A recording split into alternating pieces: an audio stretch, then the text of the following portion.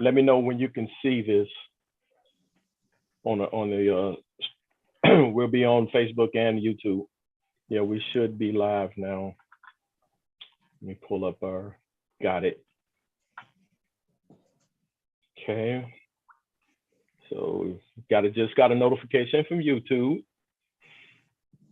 And Oh, I see it. double check that, make sure. And if you can, then we can verify Facebook. Yeah. So yes, sir. YouTube is up and working. All righty. Go back to Facebook. And yep, there we are. We're live on Facebook and YouTube. So we are ready to rock and roll.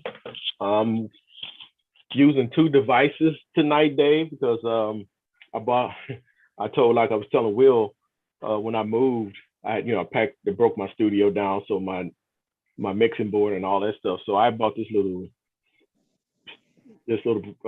podcast mixing board. This little podcast thing is trash, man.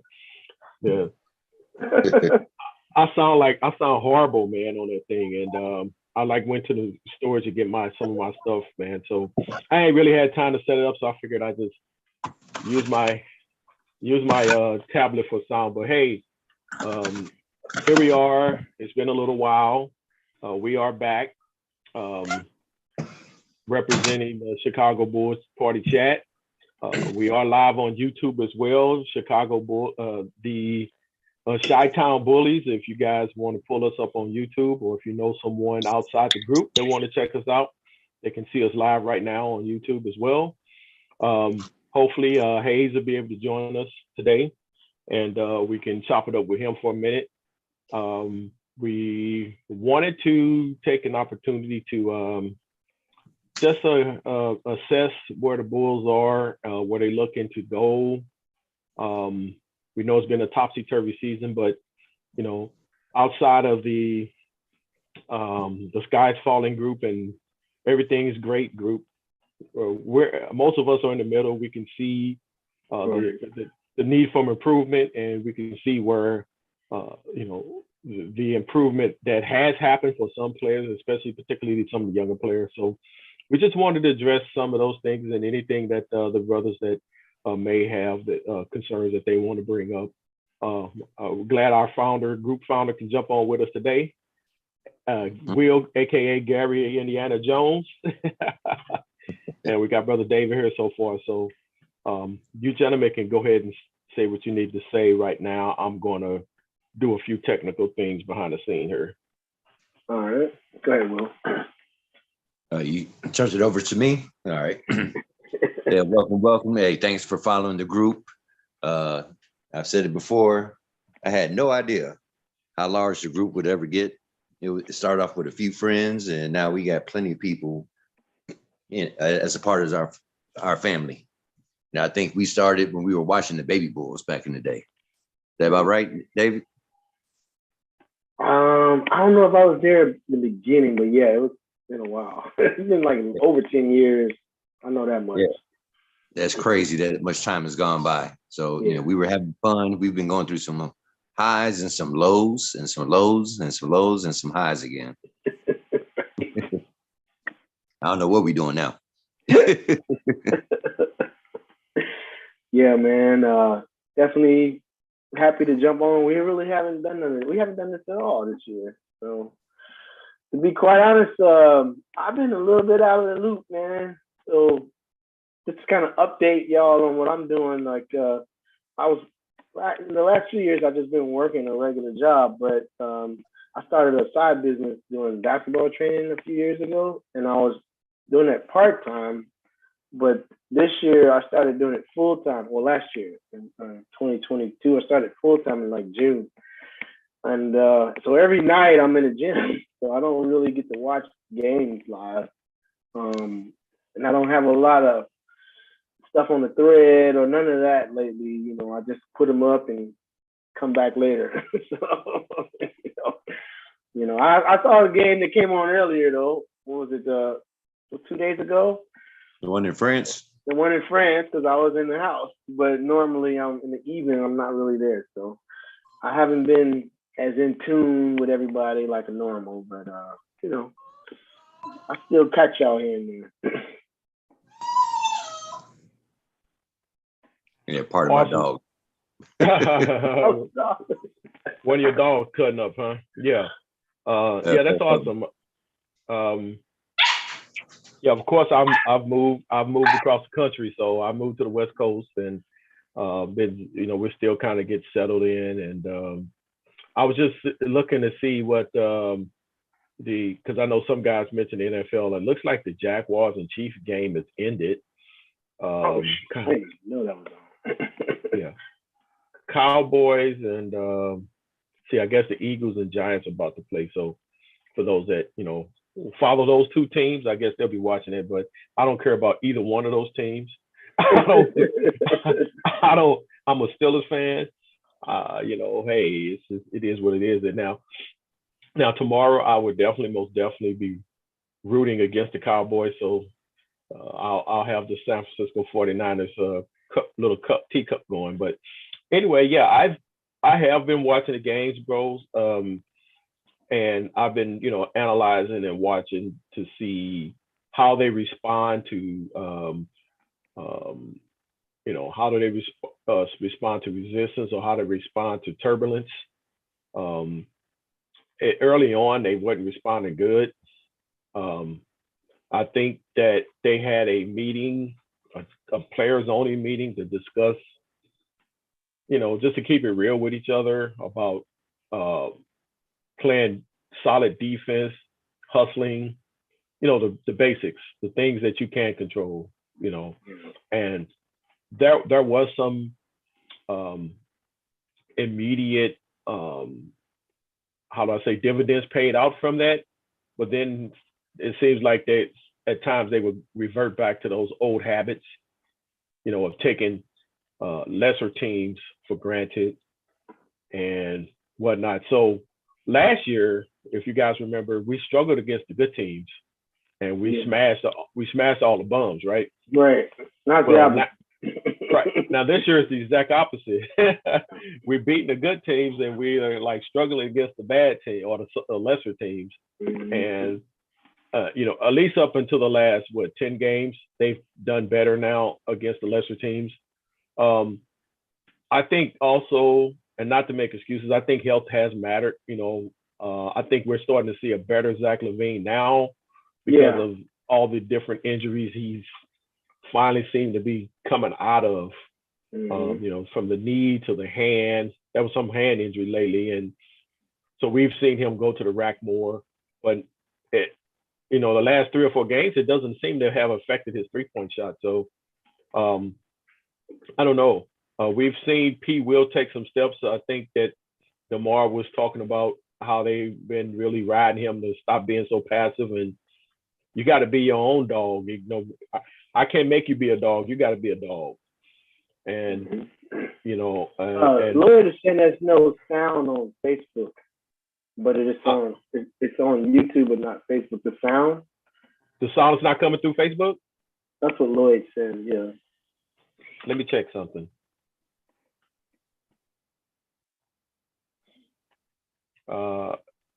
Let's see. Go ahead and chop it up here and let me make sure what the deal is. Okay. Yeah, when I look at this season, I think it's really simple for me. First and foremost, I'm getting sound on Facebook. So Lloyd is having what we call a user error.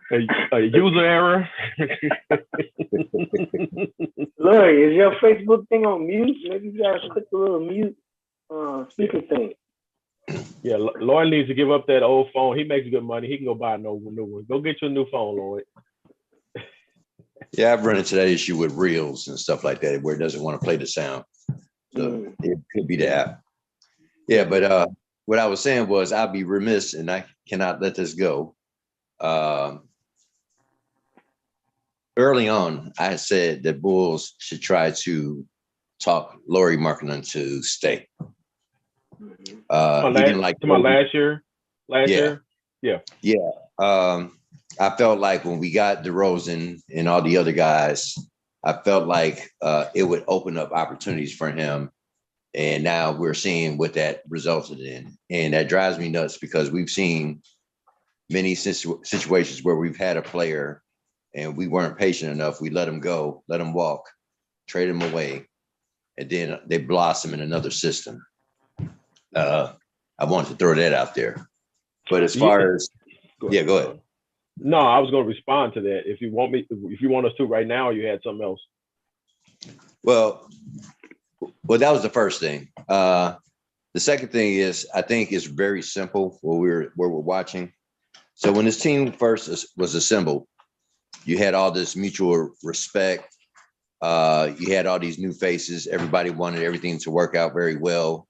And we played a lot of team ball. The Bull was exciting to watch. They moved that ball around. They shared it. If we would be talking about like, man, it seemed like everybody can shoot. We got a bunch of jumpers on here on this team.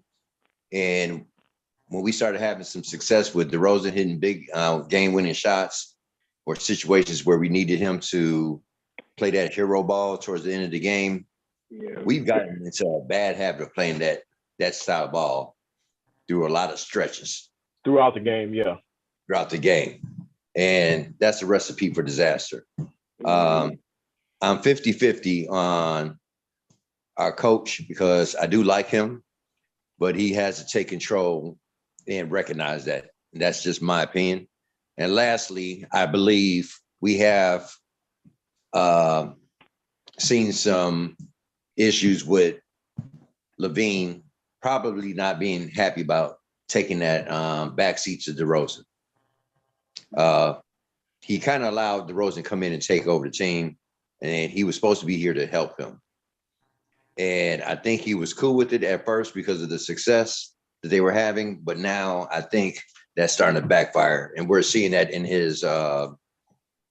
the way he's playing. But now he seems to be picking it up because I think he wants to be noticed and marketable to other teams just in case a trade is, on the horizon. So, well, I'll comment real quick on Laurie. I believe that, and I believe AK when he said that he wanted to keep Laurie. To everything I've read and saw, and even listening to Laurie make comments, Laurie just wanted out of Chicago. Period. I think he soured on Garpax, and then, the Bulls drafted Patrick Williams. I don't know if Laurie was threatened by that or something. I don't know, but I think Laurie just wanted out, and not saying that was right or wrong. I personally think he should have stuck in there.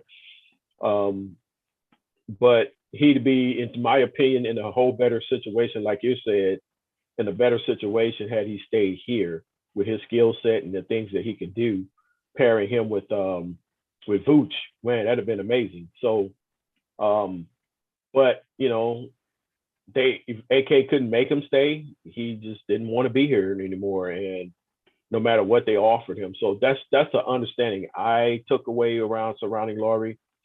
So people will say, yeah, Chicago should have kept him. The guy didn't want to be here. What you going to do? And then now lastly, and now I'll land my plane on this. I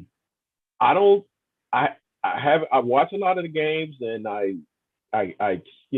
listen to some of the things the players there say. I don't think I've detected any beef between Levine and DeMar. I think that Levine just has been struggling through health issues, injuries or whatever. I honestly don't believe that Levine got a beef with DeMar because Levine wants to win bad. He wants to win in Chicago. I don't think he's trying to go somewhere else. People put this crap out there about Levine wanting to go play with the Lakers. If that was the case, he could have just signed with the Lakers. He didn't have to come back to Chicago in the summer, so that I don't think there's a beef between him and DeRozan. I think he doesn't like the way he's being utilized by the coach. Then that could be true. I can't deny that him and Billy have had issues, but you and I know that no no team has had all 5 players or all 12, however many on the team, love the coach. You know, whether they respect the coach and they'll go along with the program, they don't all love the coach. It's just not humanly possible. So Levine may have some issues with Billy, but I think that as the old saying goes, winning cures all ills. So they start winning some games. Whatever he may be thinking about Billy will be back on the back burner, back seat. You know what I'm saying? So that's my thought. I landed my plane on that, David. I think as far as Lowry, I think, well, first of all, he did play with Vooch. So he actually was with Vooch for what, a whole season or half a season? Or no, about a couple of months. Couple of months, yeah. He did. So he did get a chance to play with Vooch, and that really didn't. It really wasn't a good pairing, despite like on paper maybe it worked if Lowry could shoot. But what happened is Lowry was just standing in the corner, and that's not the way. That ain't the way he's playing now in Utah. I really just think he needed a change of scenery, and he wanted out, like Jay said. I really don't think him staying here would have been best for him. Like I don't think this situation worked well for him. But maybe because he never got to play with Lonzo Ball, so maybe if Lonzo were healthy and we had the full team, we could saw Lowry reach more of his potential, even Wendell, to be honest. But I think he did one out, like they said. He wanted a change of scenery. And then we saw him go to Cleveland.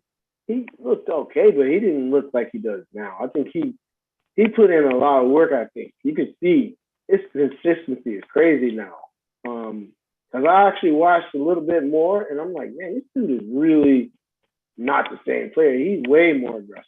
He's not just standing around, waiting on the ball to just come in the corner, or he's dunking on people for real now, not trying to dunk, missing them. You know what I'm saying? He's getting up.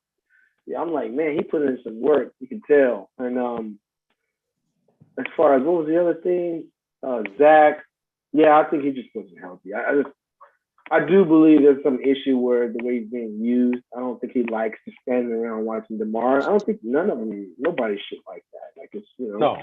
But I think he just wasn't healthy, and then he started to get more healthy, and you could see his game is more like it has been in the past. Yeah. Everybody's ready to write him off. He should have paid him all that money, all this crazy stuff. It's just like, okay, whatever. Yeah, he's a bum. He's a bum. Get him out of here. Blah, blah. Yeah, I mean, he's clearly coming. He got his issues, but he's a productive player. And like the idea that we shouldn't have paid him, to me, doesn't make sense.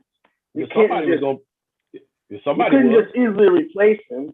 They're already over the cap. So you just let him go and get nothing doesn't make sense. If you want to trade him down the line, then trade him. But you still had to sign him. That just didn't make sense to just let him walk. So. Yeah. So, hey, who just joined us? Hey, this is Lloyd. What's up, Lloyd? Hey, dude, man, I'm just listening. I got sound on Facebook. I was just about to send you that message. So I just I had to call in because for some reason it's only playing sound on the YouTube, but I can't get it to play sound on the Facebook. But it may be my phone. Is it an iPhone? Huh? Is it an iPhone? No. Oh, okay. No. I was going to pick on iPhone, so go ahead. but it's up to date though. Okay. So my phone is a little more than a half a year old, so I had no idea. I'm not a techie, so that's not my field. But I have a quick question. How much of what we're seeing from the Bulls, from the start of the season up to this very point right now, can be blamed on the coach or the strategies of how we approach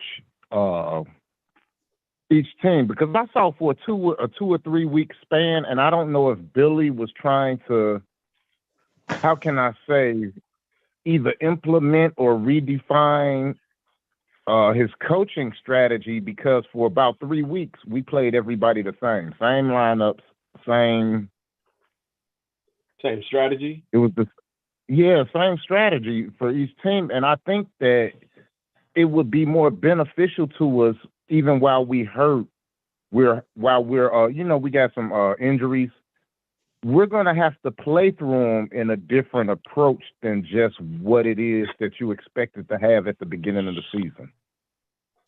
It's interesting that you asked that, because one thing that, when me and my kids will be sitting around watching the games and stuff like that, I look at the Bulls and I feel like they are so predictable. And teams know how to prepare for this team. And you can tell that Billy is trying to tweak some things. And it just kind of feels like he don't know what kind of identity he wants to build with the team and what direction he wants to go. But I will say this. Mac kind of alluded to this earlier. We watched the team last year and how we had an issue where we would beat the best teams and lose to, well, what were we doing? We were beating the worst teams, but we were beating the best teams. Now it's like opposite. Yeah. We've seen Boston go through this. We've seen a few teams go through this. We're looking at Golden State go through it right now. You have a tale of two halves of the season. I'd rather us struggle early and finish strong, because last year we just fell off. Yeah. Yeah, that might happen with the Bulls. You know what, Will? Last year, going into this year, it was predicted by several people that the Bulls would struggle early and then because the second half schedule was lighter, that they would play better and perform better in the second half of the season. So far, it's as their prediction have come true. So we'll see. I think that the absence of Alonzo Ball, I believe when he was on the court last year, he covered up a lot of coaching deficiencies. Tendencies. He covered up because of his high IQ level of in-game action versus what the coach was calling. And because we saw production, I mean, we really didn't see many plays last year. Anything ran. It was a lot of open court ball, which ball will, like Stacey King said, he'll hit you if you run. Yeah. Who don't like playing with those kind of point guards, Lloyd? And you know what, Lloyd? Another thing is, when you had Ball and Caruso on the floor at the same time, you saw how much coaching was on the floor and how much communication was happening. That's one of those chemistry things that a lot of teams would die to have, and we're missing that. It was just something different. It was just like having player coaches on the court at all times, and one of them was playing at all times. So you see the impact of that missing. I think I agree with you. Oh, you got cut off. You went silent, Will. Say that again? I couldn't hear you after a while. Oh, can you hear me now? Yeah. No, I was just saying that it was very valuable when you have Ball and Caruso on the floor at the same time. Yeah. It was like having player coaches on the court, and the level of communication and direction on the court was something that any team would die to have. Yeah. And you can see the impact of that missing by not having them two playing together. And even when it was just one of them on the court, you had some type of culture, but they had a lot of control of that team last year when they were playing together. Yeah, that's true. I agree that Lonzo, prior to Lonzo coming to Chicago, I was kind of like, because of his time in LA, and then things just did not go well for him, in my opinion, in New Orleans. But what I did not know is that Lonzo took a big leap in his growth. Now, even though he wasn't playing a lot in New Orleans, he was doing things to help his game grow. As we see, he became a better shooter.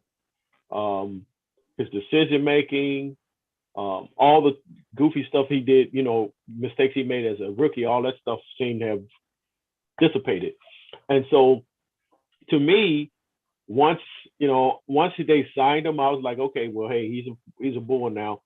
Let's, I want to see him perform well. And right out the gate, man, I was like, wow, Lonzo is taking his game to a whole nother level. And, that's why I was saying things, and I know people get upset, but that's why I would say things like Ben Simmons ain't got no excuse.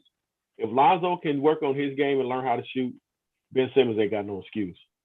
I land my plane on that one. I would say it's definitely, I mean, he's clearly missed.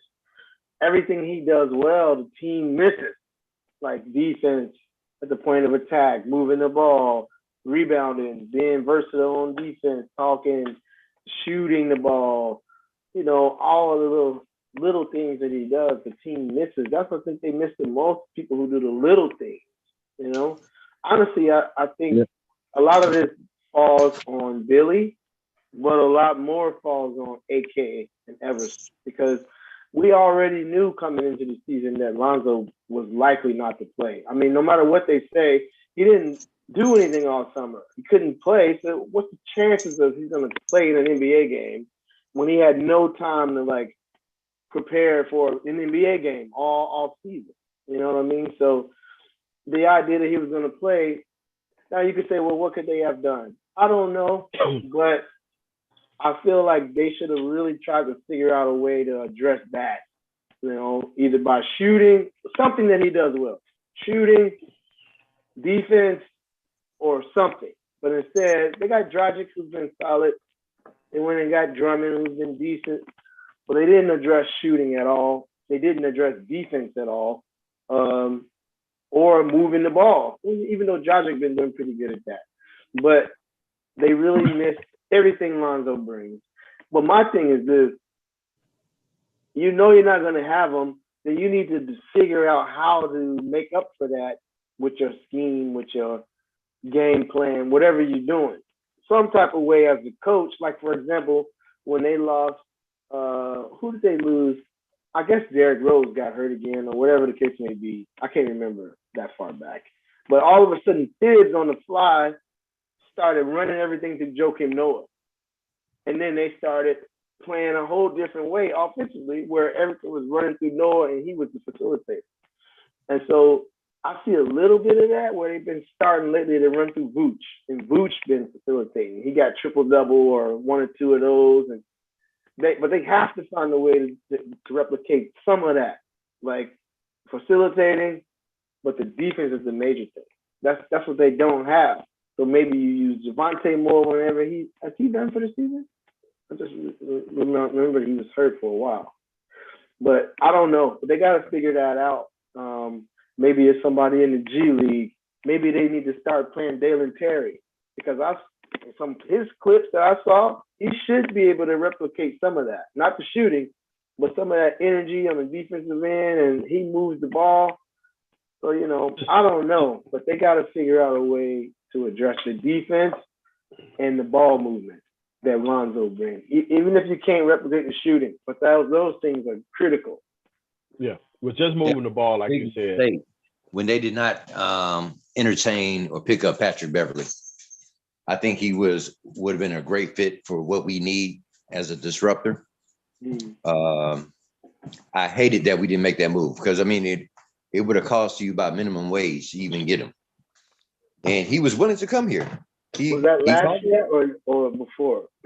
Last year when he was available. Because I think he got a 2-year contract? I think so, but I think that was 2 years ago. No, he got a 1-year contract with the. As far as I know, he's got a 1 year with the Lakers. Right he now. Got a 1 year. Yeah, so they could. Yeah, you're right. I do remember that. So maybe you're speaking of the year before, Will. Yeah, but the year before he was open to coming here. Yeah. But when he was available, I think that was a person that you should have slid into that spot, because his defensive presence could have been so valuable. I almost want to say that he might have been more beneficial to us than Derrick Jones Jr., to be quite honest. Because they don't, they use him sometimes, But I think that would have been better money spent, actually. Just my opinion. And I'll land my rocket on that. I just feel like most of it, when I look at the group and the thread, people blast Billy every day. I'll get it. I'm not big on Billy. I was never big on Billy in the first place. I know he's okay though. He was an upgrade from what we had, which was terrible. Not even yeah. When you go from garbage to okay, it seems like a world difference. Okay. Right? He's not a bad coach. Okay, he's not one of the worst coaches. He's not a bad coach. Is he a difference maker? Good, really good? No, he's not. He's about average, decent. And one of the biggest things that I noticed about him is he is not good at drawing up like plays at the end of you got to score at the end of the game or the end of the whatever. Man, I don't know what he be drawing up.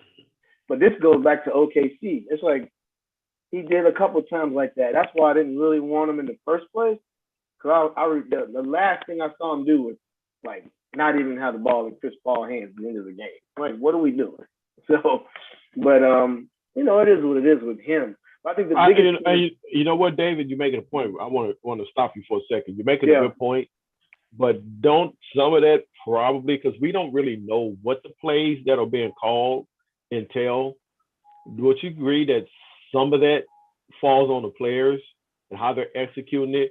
For example, we've seen this year DeMar have 3 people hanging off of him, and he'll still try to shoot it. Now, I know some of the guys are not moving around, but if after the first time that happened, now this is just me. After the first time that happened, I would get in those guys say, hey, man, if I got 3 guys coming at me, you guys, one of y'all got to be cutting. That's just one-on-one. He want to shoot it anyway. I just saw him turn it over in a situation like that the other day. That's what I'm trying to say. If I were him, I want to make the right play so we can win, whether I shoot it or whether somebody else shoot it. You follow what I'm saying? Yeah. So if I got 3 dudes hanging on me, I already know in my mind, it's just an automatic reaction. I'm looking for somebody cutting. Yeah. Somebody should be cutting. So, but to your point, if the other players are resolved in their mind that you're going to shoot it if 5, it don't matter if 5 people hanging off of you, you're going to shoot it anyway, then what's the point in cutting, right? But I would cut anyway and make them pass it. Well, the thing is, this is where the coaches make a difference. Yeah. When it comes to something like that, a specific play that you need to get a shot off, that's where he's got to have something going. Where people are, this is where you're supposed to go, this is what you're supposed to do. Like, he's got to have that. And when you watch some of these plays, like in these situations, you don't see nobody moving. Now, that's not just on the players.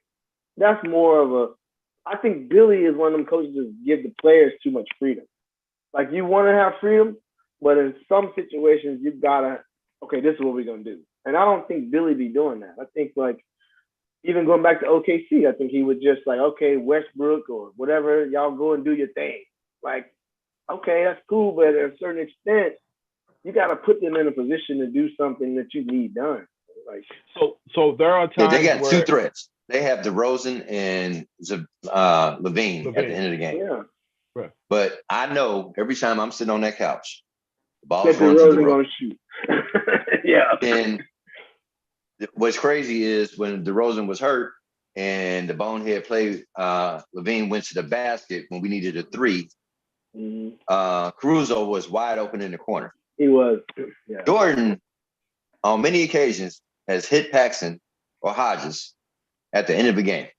Yeah. You know what I'm saying? And he's the deadliest scoring weapon that's been in the NBA for eons. Yeah. These guys, you got to put some of that ownership on the players as far as their IQ and intelligence. Right.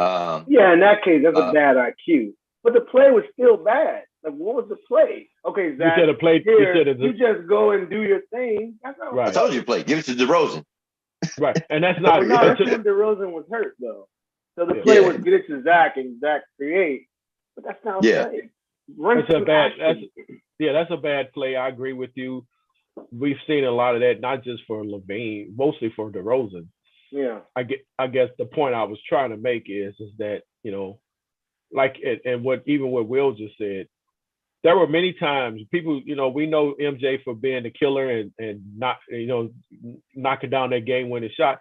But there were many times when, MJ just did not have a good look, and he would find somebody because those guys were not just standing around; they were moving, and he would find somebody open. Whether they were cutting or they were spotting up for a jumper.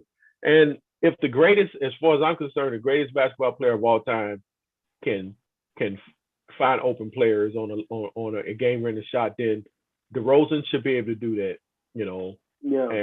And I know that Zach can do it, and if DeRozan did it more, Zach would follow his lead too. But I don't know. What are your thoughts on that, Lloyd?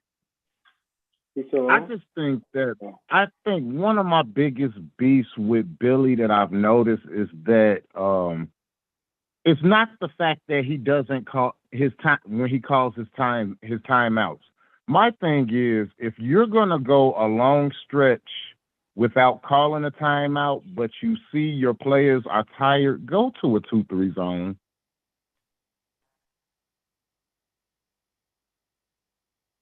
And when he went to a 2-3 zone, we've had some immediate success in games where we were just real flat because it gave the defense, it gave the opposing offense a different look versus being one-on-one and you're tired, because there's been times where I've seen them clutching their shorts and he's trying to get them to play, man-to-man defense as if the game first started and their legs are fresh. And I'm like, if you're not going to call a timeout, one of the better ways to save some energy on the defensive end is to use a 2-3 zone.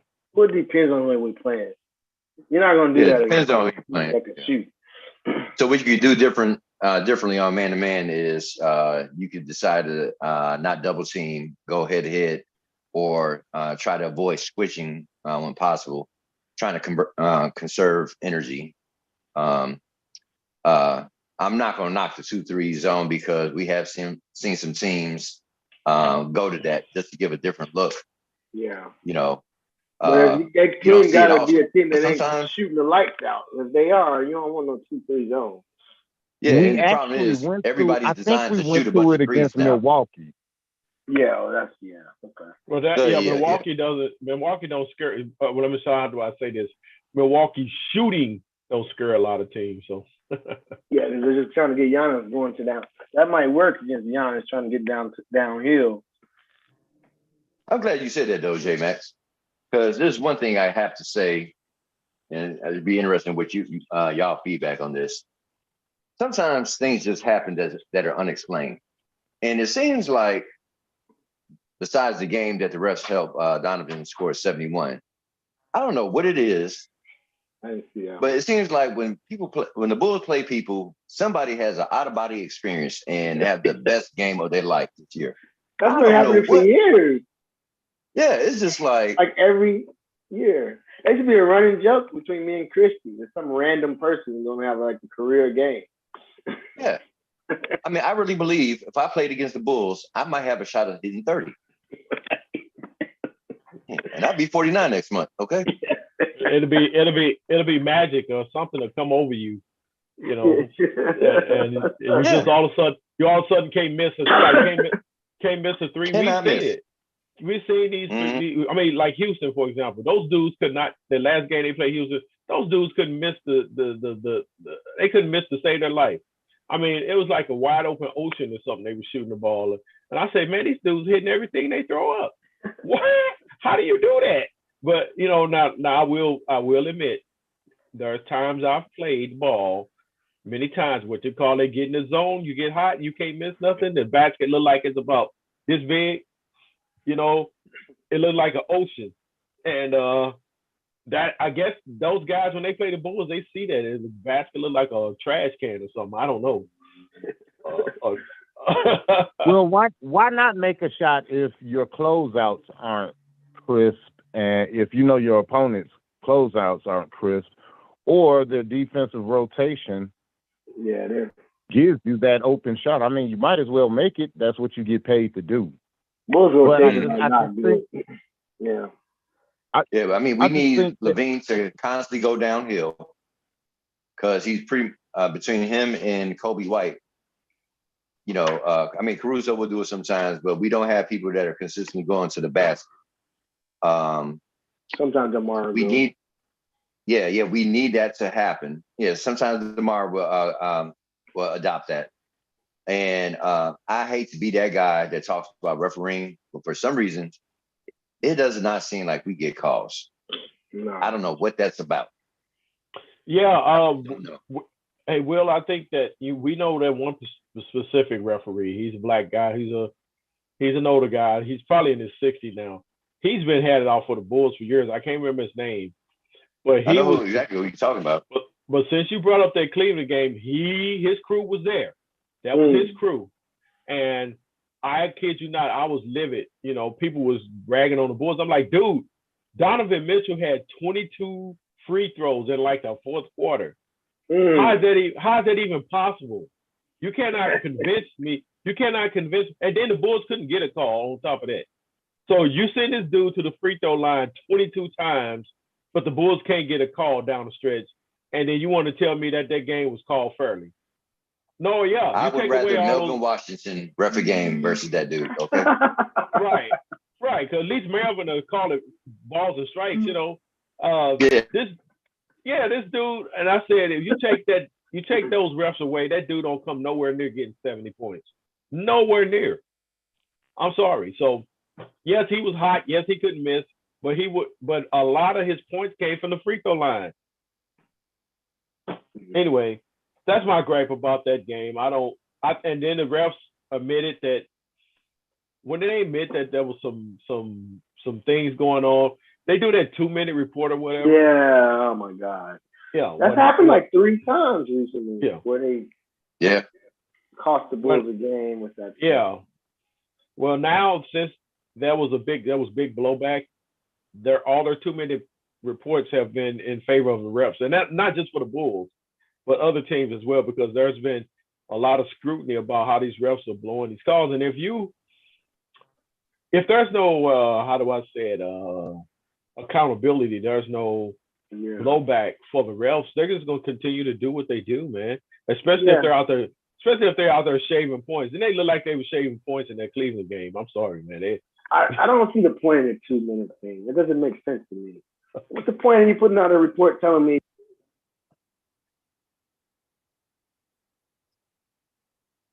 Can y'all hear David? Nope. We lost your audio, David. No.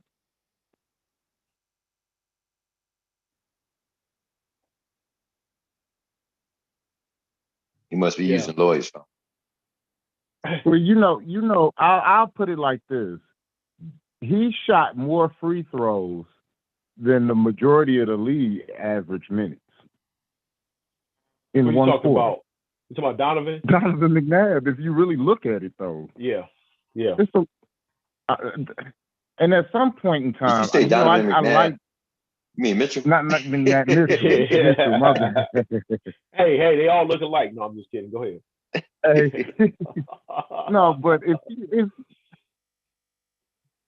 that there has to be some feeling of limitation for that, especially in one quarter, because if you get 22 free throw attempts in one quarter, and most people don't even average that many minutes in a game in the league, to me, that's very sketchy. And they were freely, from what I saw, and I was watching the game. I shouldn't even say this. I was watching the game at work, but I was sitting there watching the game, and I said, man, why don't they just let him just shoot free throws for all 48 minutes? Because clearly he couldn't be touched. Right. You and anything that he did. Yeah. I like him. I like Donovan. I personally, I do like him. And there's a part of me that's happy for him that he took advantage of what was available to him. However, I'm sitting here watching that game at the time, and I'm like, they're going to lose. They're going to allow this dude to come back. And if you recall, and I hate to use this guy as a point of reference, but he's very valuable if you want to know what goes on in the NBA. The referee that got popped for the gambling. Oh yeah, what's his name? Yeah. I forgot his name, but I know what you're talking about. Go ahead. He has laid it out. He has laid out the blueprint, how you can influence a game, how to make calls at the right time, what you can do. You can't necessarily make a team win per se or lose, but you can influence. Yeah, and you start stopping momentum. You start seeing the Bulls complain. You start seeing them being a little lax on defense because they just kept picking up fouls. It's what that ref did. What they did was very relevant, and it obviously ended up to being what ended up happening. But could there have been some things that we've done to win that game still? Yeah, but when you get that bad juju in the air, we've been watching this game for many years. You can see and predict what's going to probably end up happening. So long. What's good, fellas? Hey, all right, brother. Yeah, you represent. Yeah, you go put on the whole outfit for the whole. got the uniform on. Yeah. Well, I'm not back there. I'm not back at the crib, so I'm out here. So I had to look my part out here. So that's what it is. Hold up, he got the gear on, and he got the goat up on the wall too. So he's doing good. Yeah. Hey, it was his birthday recently this week, so I haven't related to the channel. I think that was yesterday. The 17th. Yeah, okay, the 17th. Okay. I'm gonna do a live about that later, but that's another topic, But okay, yeah. So it's as you can see, Dave, myself, Will, and Lloyd is on board. So Dave was good, Will was good, Lloyd, my man, what's good, brother?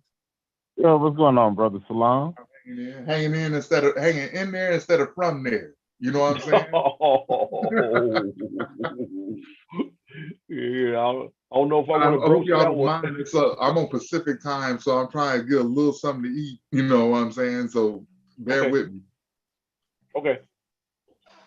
That's okay, brother. I got a question. I got a question for everybody.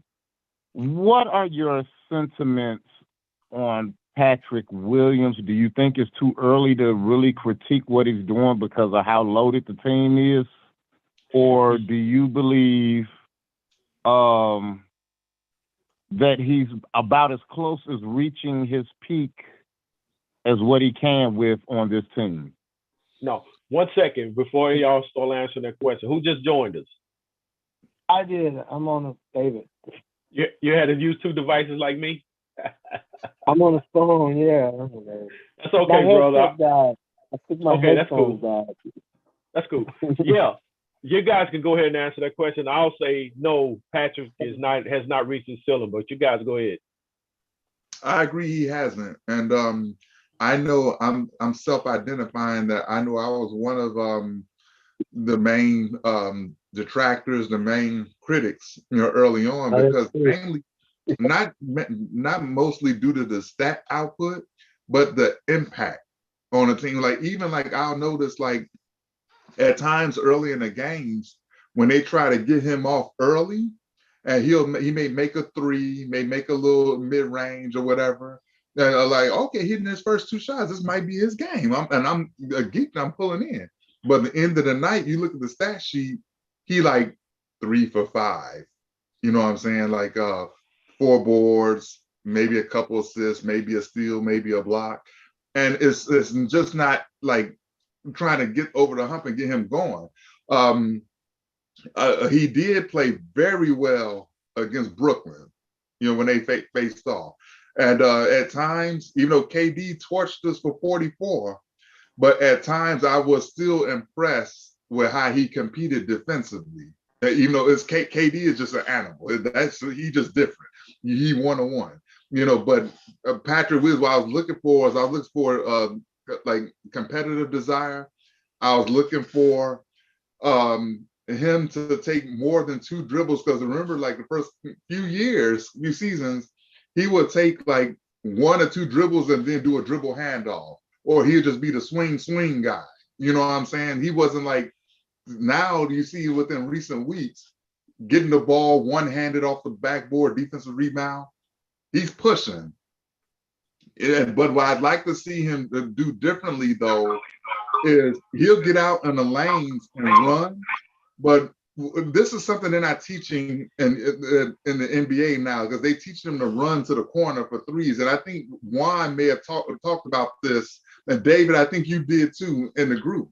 But I want to see the traditional, okay, we got guards that's pushing the ball.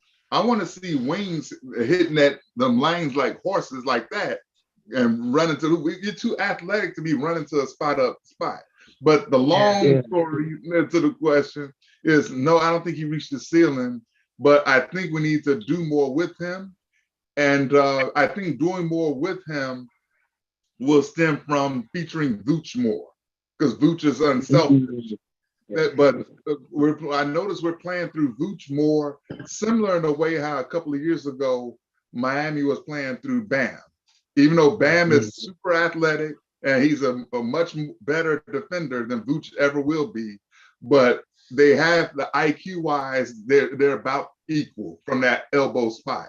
If you dump it in there to them, it basically takes a defense and turns it into a man. Even if you go zone, that high elbow feed will convert a zone to a man-to-man right away, because then the other four guys got to check the spot of shooters or the cutters. So in short, we just got to develop it more. Let's see how we keep progressing. As long as we're playing through Vooch, and we'll go from there. Yeah, I think it's very difficult for the role that he plays when you have these two main focal points of DeRozan and Levine to be the dogs, and you want him to step up and play at a high level when you're kind of looking for these two guys throughout the whole game. It's almost like, where do I fit in? When do I step up? You know, and you may see there's some times when he is aggressive, and let's say he's not on, it's like, hey, pass the ball. You know, when you're missing, you know, then you're going to hear that little chatter. We probably won't see his ceiling until that team is broken up, or one of those guys are gone and they have to lean heavier on him. You know what I'm saying? An example I'll use is Julius Randle. When he went to New York, now at that point, he was like a focal point. He had this freedom to move around and do things. We were talking about Lonzo, about Mac was talking about how he played in LA and then he went to New Orleans. You know, he was handcuffed and he was young playing with LeBron. When New Orleans, he didn't have a certain type of freedom. He came to the Bulls, we gave him respect and let him do him. You know, that's why we saw a player that we were finally on the receiving end of somebody leading some systems, showing that what they were capable of being. Right. You know, hell, I mean, we didn't even know James Harden was going to be what he was when he after he had left OKC. Good example. I mean, they even thought that trading him for Kevin Martin was an even trade at that time. Yeah. And I still got receipts from people who said that. Yeah, I mean, I was waiting for Harden to kind of fall off after that hot start that he had. And it really just didn't happen. I mean, until recently, of course, but now he's picking his game up again. Yeah, so I don't know. I mean, Pat is young, and I actually will hold on to him. I thought that I would want to hold on to Kobe White, but I could see him being a movable asset.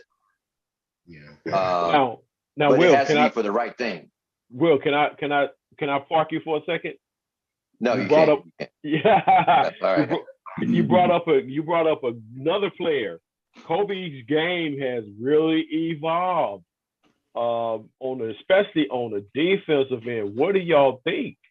Can you start off with Kobe? No, let's talk about Patrick. I didn't even say nothing. We got a real bad. Somebody got a real bad echo. Is it me? Hey, mute. Yeah, because your audio is coming through both. Yeah. Mute one of them. Mute your laptop or whatever you're using. Okay, what about now? It's still, Yeah. yeah, Hello? Hello? yeah. Still a That's, problem. Still a problem. it's okay. It's better. Maybe you got earbuds around, bro? Huh? Huh? Got some earbuds? Or, No. you know, No. Mm. Feel like we're listening to I your got this on mute. thoughts in your mind. yeah, are you on a laptop? Oh, wait. Oh wait, I don't have this on mute. My bad. Okay, go There ahead. you go. I'm There good. you go. Yeah. All All right. right. My bad. I don't have a But Zoom screen on mute. But it sounded like your audio on your laptop was working again. So obviously, if it was picking you up, Nah, it's coming through my phone. okay, got you. No So problem. I just want to say this right quick. No, he hasn't reached his ceiling, but I don't think he can under these circumstances. Like it reminds me of, not really, but a little bit of when like Derrick Rose was I'm not comparing them, but when Derrick Rose was a rookie and like he was always deferring to Ben Gordon, you know, and he Mhm. couldn't. You saw him, but you couldn't really see him until they got rid of Ben Gordon. And I'm not saying that we got to get rid of DeMar or whatever, but I think they defer to DeMar as a team way too much. Like Yeah, you'll see them dribbling I down agree. and they just see DeMar. Here you go, DeMar. Like they don't even just play basketball; they just look for DeMar a lot of times. And I don't know if it's because of the way he plays or if that's what they want. Like I don't know, but it's not good. It's not good for their development. They need to just Right. play and let DeMar get in where he's sitting, because he can score whenever he wants. So just Him and Zach. play. Yeah. Yeah, and I think like that's the thing that frustrates me most about the system. But I agree, Salam. Like they've been running through Vooch more, and that's how these other guys are going to get involved, because Hmm. Zach and DeMar are looking to score. So you need to run through somebody who's going to pass, and that's the only way. But what I would like to see, this is the last thing I want to say. What I do want to see him do, this is what I tell all the young players, especially the young bigs that I work with. These people not passing you the ball. You got to go get the rebound, get it off the glass. You know what I'm saying? Like he can't have these games where you have like 1 or 2 rebounds. That's something he can control. So maybe Right. they're not passing him the ball, but that doesn't mean he can't go get it, or that doesn't mean he can't steal and block shots and do that type of stuff. You know, hustle, run the floor hard. Whoever just talking about that, I don't remember, but he don't run the floor that hard. And it's Hmm. not just that he's running. They do teach everybody to run to the 3-point line. That's true. But he also don't run that hard. Like he He just kind of doesn't. jogs down the court. Not for a Like wingman. if he flew down that court, he'd get that ball. So, and that'll be points for him right there. So he may not ever, while this team is like this, get to really show all of that stuff unless people are hurt. But that doesn't mean he can't have an impact by getting to the glass and running the floor and playing D hard and making defensive plays. You know what I mean? So Do you think some of that is attributed to the intellectual aspect of the game from the point guard position? Because we do have a veteran point guard in Dragic. Safety King brought this up in one game. I was thinking, I was like, why not start Dragic if you're going to take Ayo out? Because although I like Ayo and he has surpassed what I believe, he would have done already anywhere else, I also believe that you have that experience from Dragic to know where guys are most comfortable at. And even if DeMar and Zach won't pass P-Dub the ball, you could either get it to P-Dub at a sweet spot through Vooch or through somebody knowledgeable of the game with the experience of Dragic. It doesn't have to be long term, but there has to be a spurt where there's a point guard that has a high IQ. I like Alex Caruso because he has the energy. I just don't think that that's a starting point guard. And I like Ayo for what he brings to the table. I just think that it needs to develop a little bit more because he has it on the defensive end. He can get cooking on the offensive end. I just think it needs a little bit more fine tuning And until we get that to happen, I think Dragic may be the man in some areas to kind of insert with the rest of the starting lineup. Now, with that said, though, given Io's unique situation as a second-round draft pick, he's unrestricted this summer, if I'm not mistaken. Do we pay him? Has there been contractual talks about paying him yet?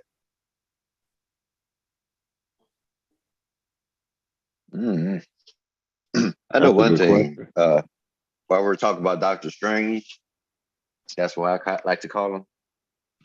Ooh, Dragic look like that. Yeah. Wait, who that? I swear. I like to call him Doctor Strange. That's who he looked like to me. Anyway, what you guys are talking about, we're kind of missing a true point guard, a true dominant point guard. Especially with Alonzo not being there. You got people that can fill in that role, and Dragic is at a place where, he has the IQ and everything, but you can't play him a whole lot of minutes because he's going to get cooked. Because he's up there in age. He's not going to be able to keep up with these young dudes. That's something that the Bulls need to address for next year. I don't know if they're going to try to do it, before the All-Star break. But that is definitely showing a problem because we don't really have a facilitator, a great one. But that would kind of probably help Patrick Beverly. I mean, not Patrick Beverly. What's his name's problems?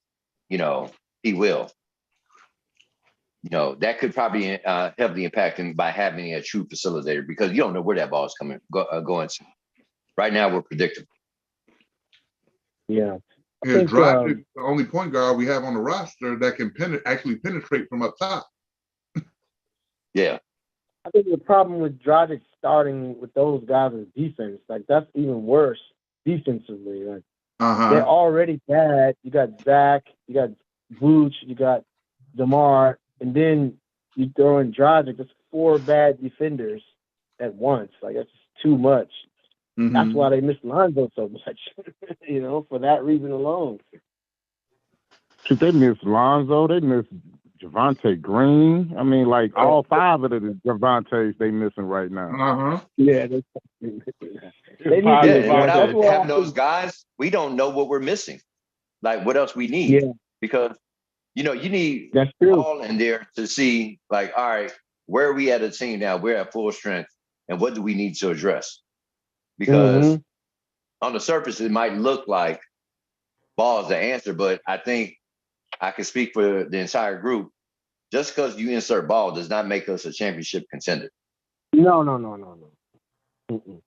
He got to get his legs back under him. He's been out for a year. I think even at full strength, we're still like probably a 4th seed at best if they were full strength. You know what I mean? So I don't know. Now, what I will say about the Bulls, and I'll make a comparison to when the Bucks won the championship. Hate to take anything away from them. At full strength, if they're healthy and we're playing teams that are unhealthy in the playoffs, we can sneak by people. We're constructed good enough to actually give problems to some of those top tier teams. Yeah. I think the Bucks were beneficiaries of that. Not saying that they wouldn't have won when they did, but that helped. That helps a whole lot. Yeah. Yeah. And I think too, right now, if given health, I think the Bulls can take the Bucks head on if they were in a 7-game series. Even if both teams were healthy. The Sixers are the team that bothers me because of the matchups with freaking Embiid. But I saw that clown the other day talking about this ain't the 90s. He don't want to play in the post. Did y'all see that? Yeah, I saw it. The Cleveland matchup concerns me too because we haven't beaten them yet. They're 3-0 against us. I agree. Yeah. I want to see us get back on track. Yeah, well, go ahead, Lloyd. I think with that Cleveland matchup, we tend to be very undersized when we start off against them. And in order to combat some of that, you may have to start Drummond and Vooch. Put Drummond at the 5 on Allen because Allen is not going to be out there chucking up threes. He's not going to chuck up no top of the key jump shots. He is strictly rebound, block shots, grab the board, put it back. I think that can be offset a little bit with Drummond, and I believe that you're going to have to put Vooch at the power forward, possibly thinking at that, and then move Patrick Williams. You may have to, you might have to insert in against Cleveland if Lonzo is not going to be there and Javante is not going to be there, you're going to have to match big for big. Yeah. So that we can offset that element and let the guards, you know what I mean, play it out because,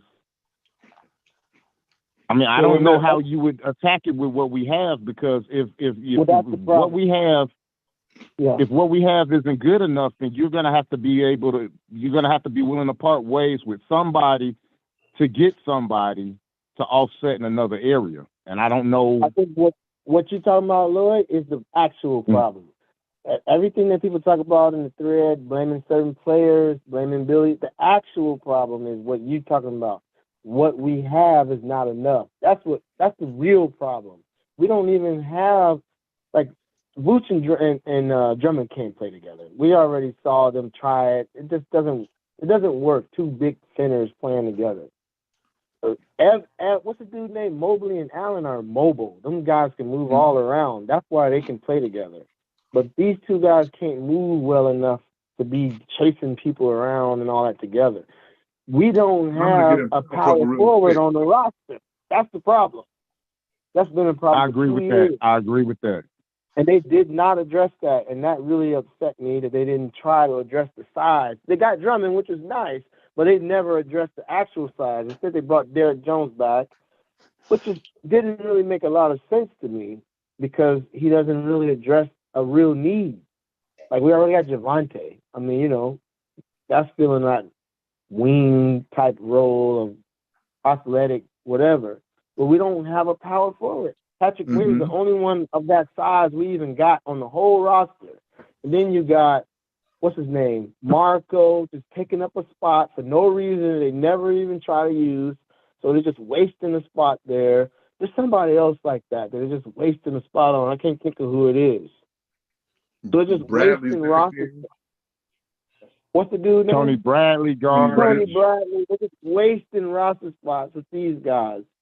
And they never addressed the needs. So we never addressed the size issue. And that would have been a problem even if we were healthy. Because we got nobody to go in there that's 6'9", 6'10", something like that, 6'8" and up. That's not a center that you could just throw out there and bang around or be athletic or something. No size. Is Malcolm Hill dating one of the front office people's daughter or something? Yeah. So with that being said, but like I'm just wondering, I like to see him out there. If we're gonna have people on the bench, let's see what we have. Yeah. Marco, there's no reason that with what David just said, there's no reason that Marco should not have gotten some kind of run, some kind of something. Especially with the investment that we made to get him out of his contract in Montenegro over here. So no, I'm not convinced. And here's the thing: people will say, like they used to do when Till was here when he played young players. People would say, "Oh well, he must not be showing nothing." I cannot believe that this dude, looking at him when he played over there and saying, and even in the G League, and saying that this dude can't do nothing. That I personally starting to wonder if Billy's got a problem with young players too. And Billy is forced to play Patrick because probably the front office said Patrick is playing. So, but he was forced to play Io. Right, he's forced to play Io. He had no choice because he was. Billy's last coaching stop, he had young players in OKC that he played. I mean, he probably gave Shea Gilgeous-Alexander the keys to the kingdom. Well, that's all he had in OKC, right? Right. Shea was there. And also, the Shea benefited from having Chris Paul there in his backcourt mate. So, like, who is the veteran presence that's skilled veteran presence, who would these guys take advantage of to propel them to those heights? I guess what I'm trying to say, brother, is if the front office did not go out and get you a veteran power forward or somebody young, some young stud who can play power forward, then you got to use the resources and tools that you have. You got cats in the G League who can score big. Marco ain't the only one. They got a couple other ones, don't they? Yeah, they do. So quite a few, actually. Yeah, so if you ain't using them for nothing else but as a thug, I mean, you know what I'm saying? Come in and pound and get some rebounds and lay some people out. Yeah, I know that's 90s ball, but still, it counts if they're playing. If they can play defense, they can get some rebounds. They can hustle. They can impact the team that way. I cannot believe that Marco cannot play 10 minutes. But get some rebounds. To be honest with you. Huh? That's what I missed from Tyler Cook. Yeah. I remember the first I thought they should have kept him last year. He was guarding Giannis by himself. He was, and he was finishing strong. Like that's exactly the type of dude they should have just stuck on the roster if they're gonna keep somebody like that. Absolutely, I love his muscle, his grit, his heart. But Billy wouldn't play him either. Billy wouldn't hardly play him either. No, the first game against Milwaukee last year, he started, and he was guarding Giannis on the island. He did very well. He did a real good job. Another person these players that they don't use, huh? Yeah. So for these players that they don't use and taking up roster spots, do you think the Bulls should have taken a look at trying to bring Dwight Howard here? I know they already did Drummond. Yeah, they should have, but Yeah, because what they're doing right now, they're going to end up losing 21-0 like the Giants are to the Philly. Yeah. I just wanted to throw that out what's happening? I mean, the other person is Dalen Terry. He's taking up a roster spot. They're not using him at all. They need to try to. They using Dalen Terry as a cheerleader on the bench. He got the new campaign. Choreographer. and bro, like time. I really think the way he hustles is. I think they need to use him with the starters a little bit sometimes. Just see what he can do. Throw him out there with the starters. Because all he's going to do is hustle his butt off. He works. And pass and facilitate and just go hard. Like, that's exactly what the starters missing. Yeah, there were times I would have him out there with Caruso and Dragic. Because putting that defensive pressure on, you know what I'm saying? So especially while Javante is hurt, they need to try him out and see. Especially since Javante here, like you said, we don't have 5 Javantes right now. So let some of these other youngsters. Yeah, Javante, my dude though. I wish he was a little bigger, but if he was a little bigger, we probably would have never got him. This conversation reminds me of something that crossed my mind. This conversation reminds me of something that crossed my mind, which is because the Bulls have not had many games at all this season where they had a big lead or they're blowing anyone out. You don't have time to experiment with different players and give them some burn and see what they're, on what they can possibly do. In fact, a lot of the Bulls games are close towards the end of the game. Would y'all agree with that? Even against mediocre teams, yeah, that's a fact. Yeah. You're not giving. I would say, to answer your question, I would say at the end of a lot of games they ended up close, but they were not close. First, second, and third quarters, the Bulls drop leads. So I'm saying that if they would have tried some of those younger players, they could have held on to some of those leads. But also remember, these are the dog days of the NBA, like the mid-January, mid to late January, early February. So like veterans are like, I mean, they don't really want to play. If you guys just want to chills. They're rookies who are rookies who a lot is asked of are hitting the wall, the proverbial rookie wall. You know what I'm saying? So at that point, that's where you need that youthful energy out there just to give you a shot in the arm. I mean, like, I would have liked to seen him in a game against OKC, because those young boys out there that they got down there was running them off the court. Right. You know? Yeah. You might as well. That's where Billy fresh legs come into play. Yeah, Billy may as Wait, well say have that let. again? That's where what come into play? Fresher legs, because you got exactly. Malcolm Hill. Mhm. And I'm not saying that he's going to come out and give you 27. You're not looking for that. You But look for that the energy. fresher legs that he present can preserve DeRozan for a few more minutes, can Right. preserve Zach for a few minutes. Dalen Terry, he has fresh legs. You know, when Javante is healthy, whether his legs are fresh or not, he's going to be out there like he got fresh legs. Mhm. And I Okay, think wait. that Is Javante out for the season? I feel like I saw something about No, him he being had out he for had the some season. he had some minor knee surgery, so he's supposed to return this season. Okay. But to your point, Lloyd, there were times in the OKC game that I felt like, okay, let's get some of these younger guys in here and see if they can run up that energy. You know, let's get Terry in here. Yeah, let's get Hill in here. Let's get Mark on here. Let them cats do their little G League thing and see what they do. Because basically that's what OKC is, a G League. So let some of these little young cats come in for a spell. They ain't gotta, they didn't have to do it the whole game, but it was apparent that for whatever reason, the regulars were struggling. I don't know what that was. So Mm-hmm. I got a real issue with this.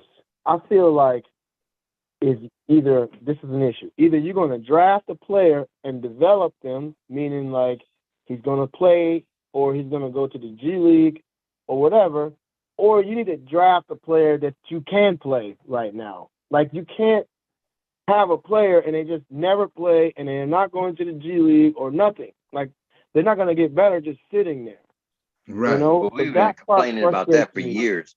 Bulls do I not know that develop part players. frustrates me because when they took over, the biggest thing I thought they were going to do is start doing more development, and I'm not really seeing that.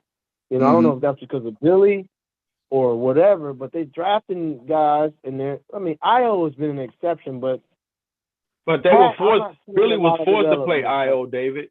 Billy was forced to play Io because of injuries. And to his credit, Io was ready to play.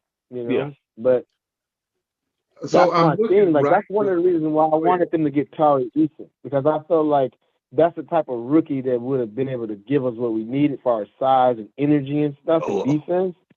But he went one pick before we got Dalen Terry. Because I like what I saw from Dalen Terry in the little videos that I've watched. And even when he got in the game, I watched to the end the other day just to see if he got in and what he looked like. He was playing like a gun was at his head, man. That's the type of dude we need in the game. Young players are hungry. So now here's the thing. I'm looking at. Let him play a few right? minutes here and there. It can't hurt, bro. And that's why I say put him out there with the starters, where he's not gonna have to try to score because they ain't gonna pass it anyway. He's just gonna be out there doing dirty work. Let him do it. Yeah, I'm looking at something, Dave. To the earlier point, somebody mentioned about like preserving DeMar and Zach's minutes. I'm thinking these dudes are averaging probably like 43, 44 minutes a game. DeMar leads the team, and he's only playing 36 minutes a game. Zach is only playing 35 minutes a game. Vooch is playing 33. You know what I mean? So these aren't. I mean, they're basically getting a quarter off in a game on average, right? So if that be the case, if they're not logging heavy minutes, why can't we get these young players out there? I think they got to move Kobe White. You brought up Kobe White, Jay. What do you want to ask about him? Well, my thoughts on Kobe is that his game has improved so much that on both sides of the ball, that for the price that the Bulls can retain him, I don't know who can you get to replace Kobe's production, or what Kobe can bring to the table. Who can you get out there at that price? These are things you got to think about. You know what I'm saying? I'm not saying that nobody exists, but who can you get to replace Kobe coming off the bench and what he's bringing to the table now, playing like a veteran. He's playing like a mature veteran now on both sides of the ball. I must have not seen enough. He is. He's balling, man. You heard Stacey talk about it. Yeah. Kobe's balling. So go ahead. Go ahead. I'm happy with Kobe's progress because when he first came to the league, he showed signs of, I'm not saying being the dominant player on the team, but being somewhat of a supplemental role. And then he kind of started going through that rough patch that rookies usually go through. But what I'm seeing right now is that he has the potential to be a combination player of offensive spurts, like he can get hot like Ben Gordon. We've seen that on several occasions. But the way he's playing defense, how he's challenging the ball, how he's getting over screens, these little things, he's putting a more extra emphasis. Even his ball handling skills have totally changed. Now that has definitely gotten better. I have seen that. Yeah. Great point, Lloyd. I forgot about that. His dribbling, his handling of the ball. Yeah. And I attribute, you know what I attribute that to, Lloyd? Him and some other players hung out with DeMar during the summer. Yeah. But even outside of that, I'm sure that Kobe was working on his game. So yeah, his game has improved on both sides of the ball, man. So a young player like this that's come up in your system, that knows your system, that has improved, playing well, you can probably get him 12, 13 million next year or whatever. Who you going to get at that price with playing like Kobe's playing? That's what I'm asking. Now, if you can find somebody that can play better, they can do that for that price, maybe they can. I don't know. Well, the Bulls is it good enough to possibly insert into the starting lineup? Yeah, the Bulls have leverage there with Kobe contractually because they could let come July 1st, they could let the market dictate what his value is, right, and determine whether or not they want to match that contract. I agree. Here's my problem with it. To me, Kobe's a luxury. You got a max contract tied up in his position, which is Zach's. He's not a point guard. So you have $20 million tied up in the other point guard and the other guard. You have to pay Io. I think if you have to choose one of them, I think Io is the one you should keep, only because he's more versatile.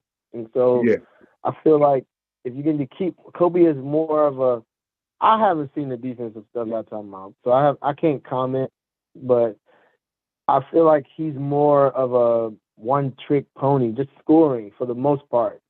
And really, if you could just find somebody who's a shooter as a backup, somebody who can knock down open threes, I think that's good enough for that position. I think what we really need to do is move Kobe maybe with someone else to fill a real need, because he's a luxury. We don't really need Kobe. He's a luxury to me. And we got real needs up front. I think they need to see if you could, even if you, I don't know what they're gonna do in the future, like with DeMar and all of this, because he's getting up there, and he only got like another year or two left. I think he got next year. It might be his last year. 2 years. Yeah, this year and next year maybe, or is it one more after? I don't know. But, 3 years. Vooch is expiring. You got Kobe, who's restricted. Maybe you pair these guys up and fill a real need up front. Maybe you can get a pick and a young, athletic, big dude, or forward or something, that plays more to the style. Because even Vooch, you know what? I like Vooch. Even Vooch is a luxury when you got Zach and DeMar taking all the shots. Toronto might be in the fire sale business. They just might be. We're about a game and a half, 2 games ahead of them. They're in see right now. And so they at a crossroads. They got Oganabe. But Scotty Barnes ain't going nowhere, I can assure you that. But they got some nice, like long mobile pieces up there that could fit in what we do. Mm-hmm. That's what I'm thinking. Like, just they need to consolidate some of that. I think. I just wish they would fill these needs, man. They're not. They didn't address it, and that frustrates me. And they just let money sit there because they didn't want to pay the luxury tax. They had $10 more million they could have spent. They didn't. Or maybe it was less because of Drummond. $7 million or something. They could have did something else. So. Yeah.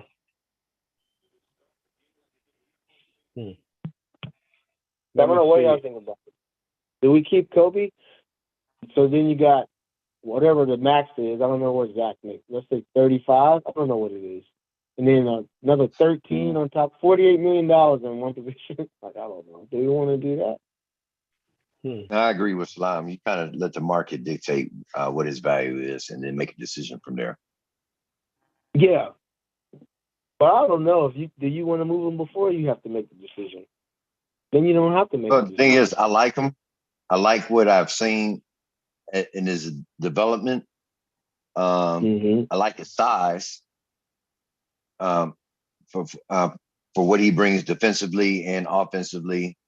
You know, sometimes I struggle with going back to the old school way of doing things, where you keep a team together and let them go through them rough patches and grow together and make small improvements and try to get to where you're trying to go.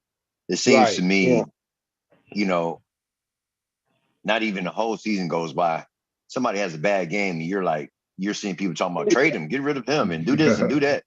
Yeah. And it's just like, damn, can they grow as players, as a team, and you know, go through that rough patch? Wait, Zach is pulling down 37 mil this year. Yeah. And then you have to realize Io has to get paid, or you got to lose him for nothing. Yeah, Io right now is making 1.5. So, like, we can't afford to let the market dictate for him because he's unrestricted. Right. Yeah,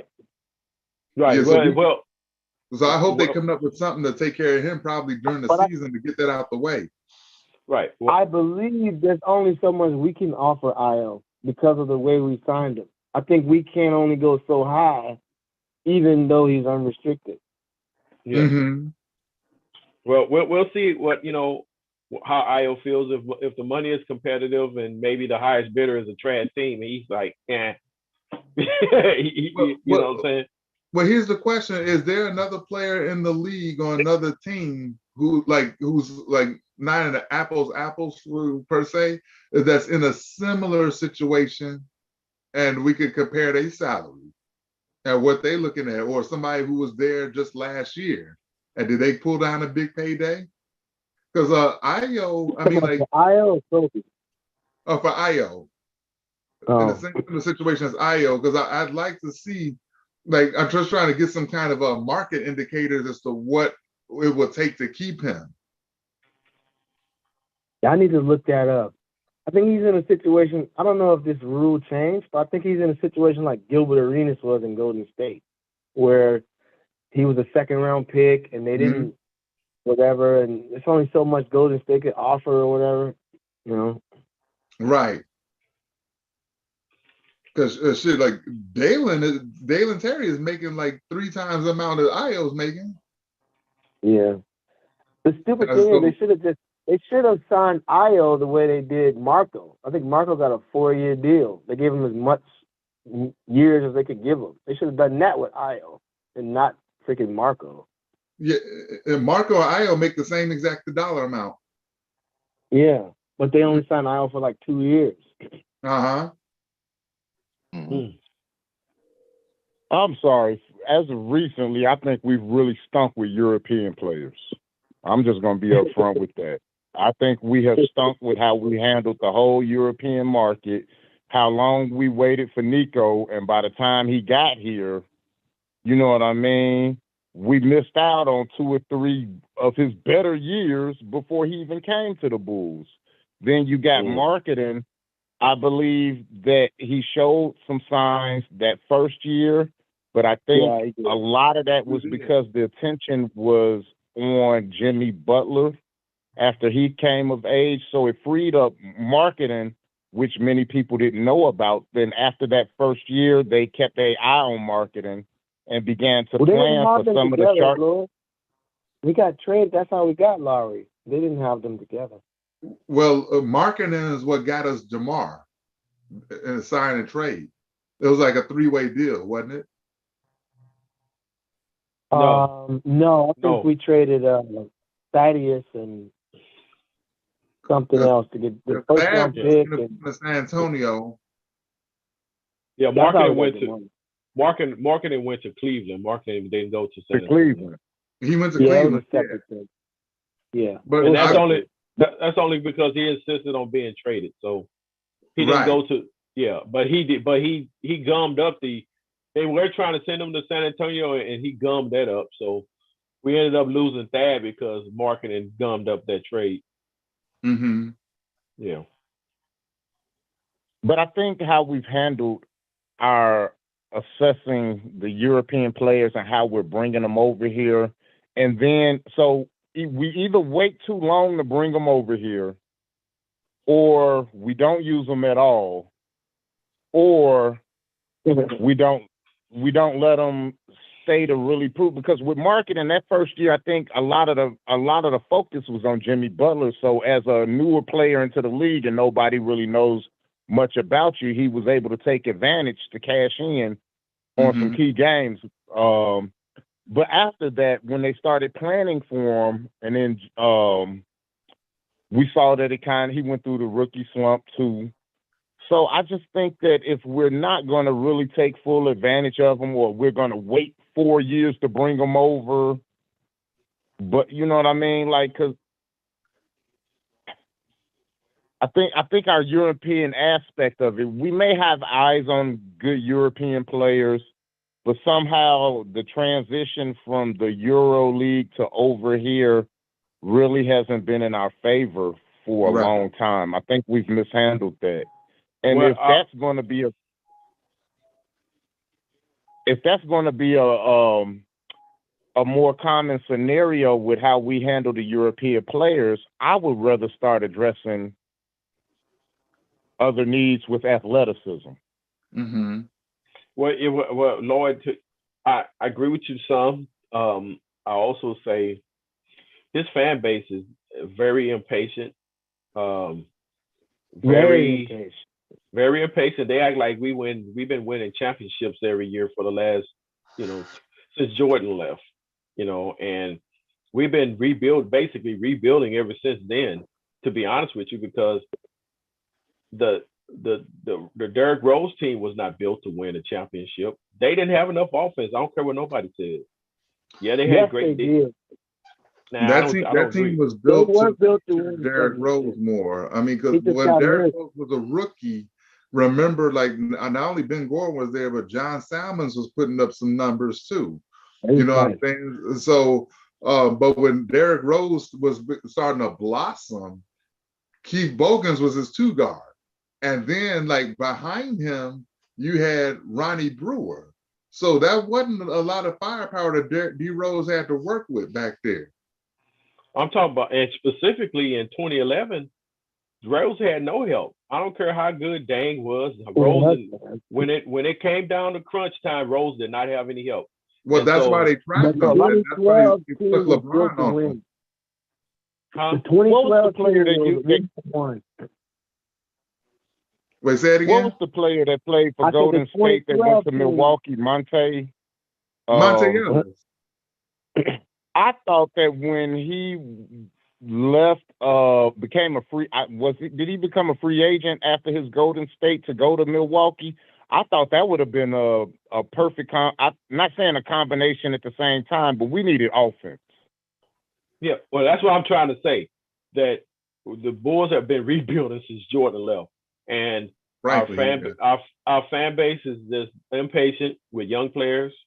Then they push to get rid of these young players, and then when those young players go elsewhere and flourish, then they act like, oh man, why did we trade those young players? They be the same ones, and I be just sitting up laughing like, you guys are nuts. They wanted to go and be crying about it. Yeah, I don't know what year it was, but I think Dave was trying to put it out there There was 2012, that one we would have won. 2012. We were built to win. Absolutely. We were Is that going when to we win. got? Is that when we got cheated out of that Boston series? No, that's when Derek got hurt. No, Derrick Rose Okay. got hurt in 2012, and we had Rip Derek got Hamilton. hurt. That's the only reason we didn't win.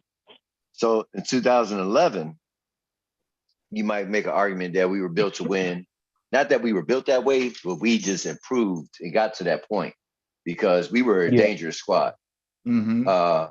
They did not allow us to beat Boston, and they know that.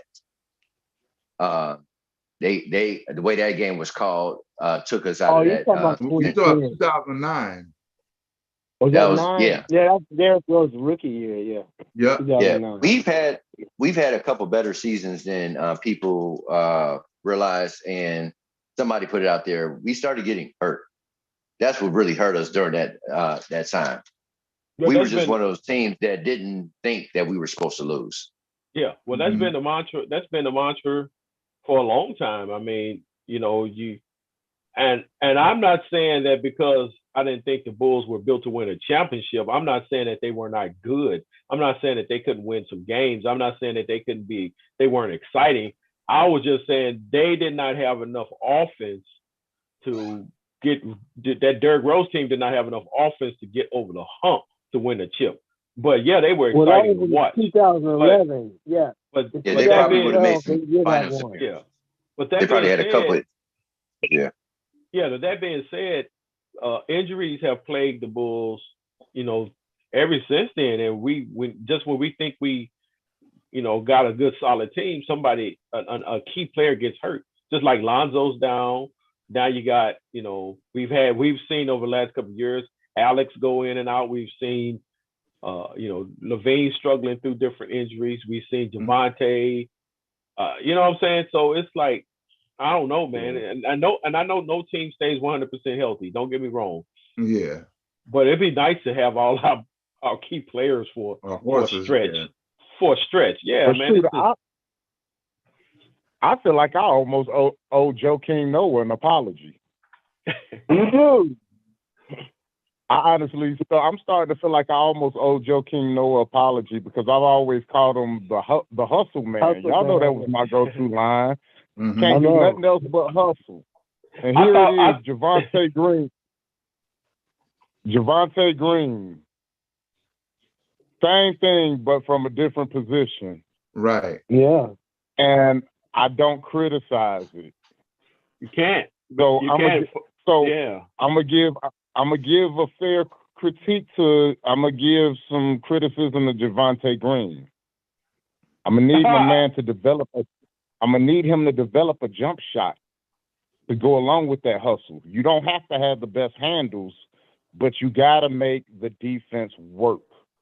Versus sporadic going to the 1 or 2 dribble going to the hole. He has to bring something in that area. Well, Javonte not scared to shoot. He can knock down some threes when off of kickouts, but he needs like a 1 or 2 dribble pull up or something in the mid range. Right.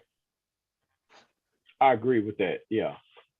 I agree with that. I'm sorry, Joe Kim Noah. I am so sorry for giving you the title hustle man. And here we are now, and we got a hustle man in Javonte Green. Mm-hmm. Hey, you know what? I've always liked Joe's game as far as his defense, his hustle, his grabbing boards. Joe got a low post game. I always felt if you can get the ball down there to him, that's what helped Florida win a championship. Right. Can y'all hear me? I'm sorry. Can y'all hear me in these headsets? Yeah, we can. Yeah. I had to charge it up. With Jay, also that Florida team had Al Horford on that front line. Yeah. Horford went number 3 that year. Joe King gives that mic and drill that he worked on to keep his soft touch around the rim. He gives that a lot of credit. And I think he was a little bit underrated as a scorer. Not that he was a big time scorer. That wasn't, and he'll tell you that's not his game. But if you needed him to, he will step up and make an effort, hit them little short jumpers, and them putbacks were very important and stuff like that. It would have been nice, Will, if some of these guys would. and I don't know why a lot of these centers don't go and try to learn how to shoot that sky hook, especially when Can you imagine? Can you imagine Joe with that hook? He'd have been unstoppable because he already had the energy, the athleticism. His defense was off the chain, and then you add the sky hook to that, man. I think the only person that could really get his jump shot together would be Bill Cartwright. Two ugly forms working together. That was about the only person that I would think that could get. Yeah. They were ugly. Yeah, I would see Cartwright walking. What did they used to work out at? The Moody Bible Institute? Even his walk was ugly. I mean, he was just awkward. But the funny thing about Cartwright is he used to hit that stuff. Yeah, I watched some old conference final games against the Pistons and stuff like that. Like that baseline jumper off of that short corner. I mean, he was money with that. Yeah, money. Yeah, but you know who else was underrated to this day? Was great in the mid range. It's Horace Grant. No, Horace. Absolutely. Horace is so underrated, man. His athleticism, his defense, his rebounding, dude. And we saw when he went to Orlando. Yeah, I was gonna say the Bulls felt it when he left, but the Bulls drafted him. And you had him, Scotty, and Jordan. Man, Horace was one of the Bulls' all-time greatest power forwards. I don't care what those are. I love Dennis, but Horace is up there, man. I agree, but all of Chicago, I remember the day. I still remember that day in late June when they traded Oakley to New York for Cartwright. People were hot because we were like, okay, well, if Jordan get a hard foul, whatever, who's gonna be stepping up to throw hands? Oakley was always there, to throw hands, push the enforcer. Yeah. Yeah, you know what I mean? So I'm we were concerned, Horace wasn't ready for that responsibility. And Cartwright, even though he'll elbow you on accident, but he didn't want that, he wasn't a fighter necessarily. He'll elbow Isaiah, drop him. Isaiah getting up with landing a couple of wild left hooks or something, but Oakley was the one who met force with force. So we were like, okay, well, and after that, for the next 3 years, Detroit was trying to end Mike, but then when they finally bought into the triangle and you couldn't deploy the Jordan rules because Michael was at a different spot on the court every single time now, and you couldn't send your double teams at him. And everybody, all 5 players, when their spots on the court were in scoring positions, and that's what did the Pistons in. I agree with that. You know what I wished, and I know it's hindsight. I wish the Bulls could have got Cartwright and not had to give up Oaktree, because to me that would have allowed Horace to develop at his own pace.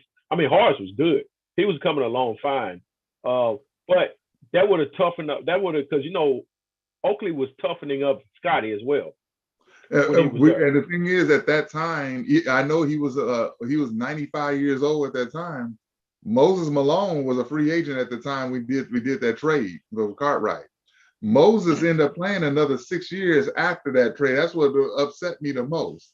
So Moses could have been there as a fossil and allowed Horace to develop. Oakley would have still got his boards. You know what I mean? So Moses would have been a big body, and he would have helped groom Horace even more. Gotcha. Well, and if you remember, Horace was better than Scotty. Yeah. People at the time, how terrible Scottie Pippen was when he first started. Yeah, Horace was the behind favorite. Brad Sellers, bro. He was sitting behind Brad Sellers.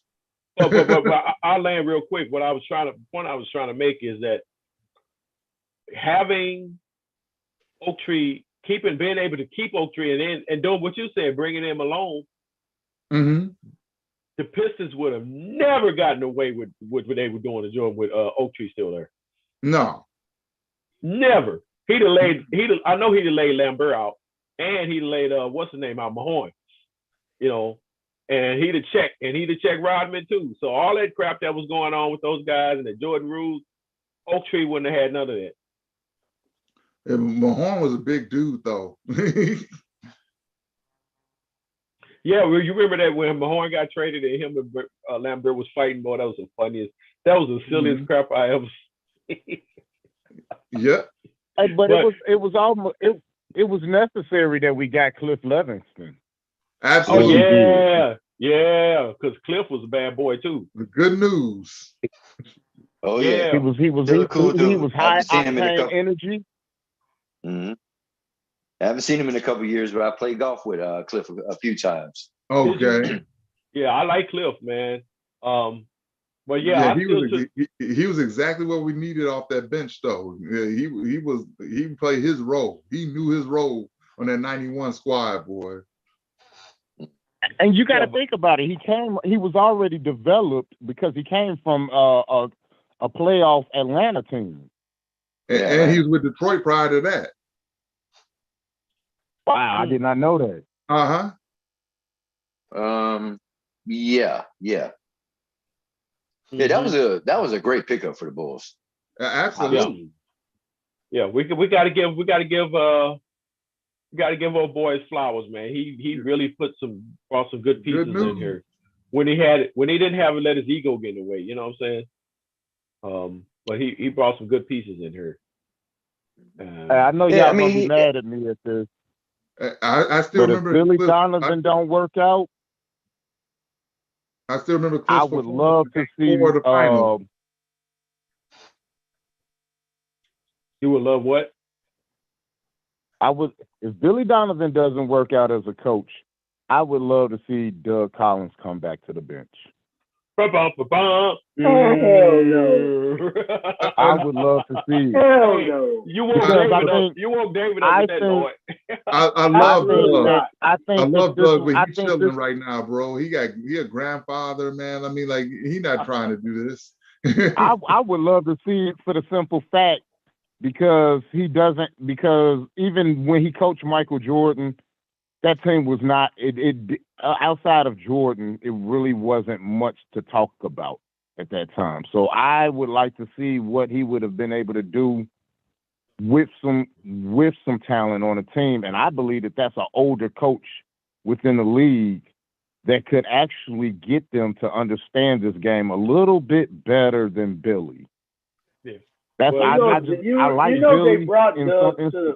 You know that they brought Doug to the Bulls organization a couple years ago with Boylan, right? Right. Exactly. Nothing. So no, I don't want to. Well, that wasn't a coaching position. I think that was more so office.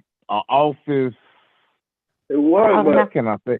He was supposed to be like helping Boylan a little bit and stuff too. Well, he was helping the front office, but check this out, Lloyd. Actually, Billy's replacement is actually on the bench. Chris Fleming. Yeah, that dude. Do you remember last year when they had that stretch? They had that stretch when Billy got COVID. He was 8-0. I forgot about that. Mm-hmm. And the thing and the strategies and the things he was doing was the stuff we were complaining about, and he started doing exactly what we were saying, or we analyzed. That Billy wasn't doing. He was doing it, dude. They were blowing teams out. Dude, Chris Fleming was nice. Yeah. So number one comment on today's show. That is very, very factual. Mm-hmm.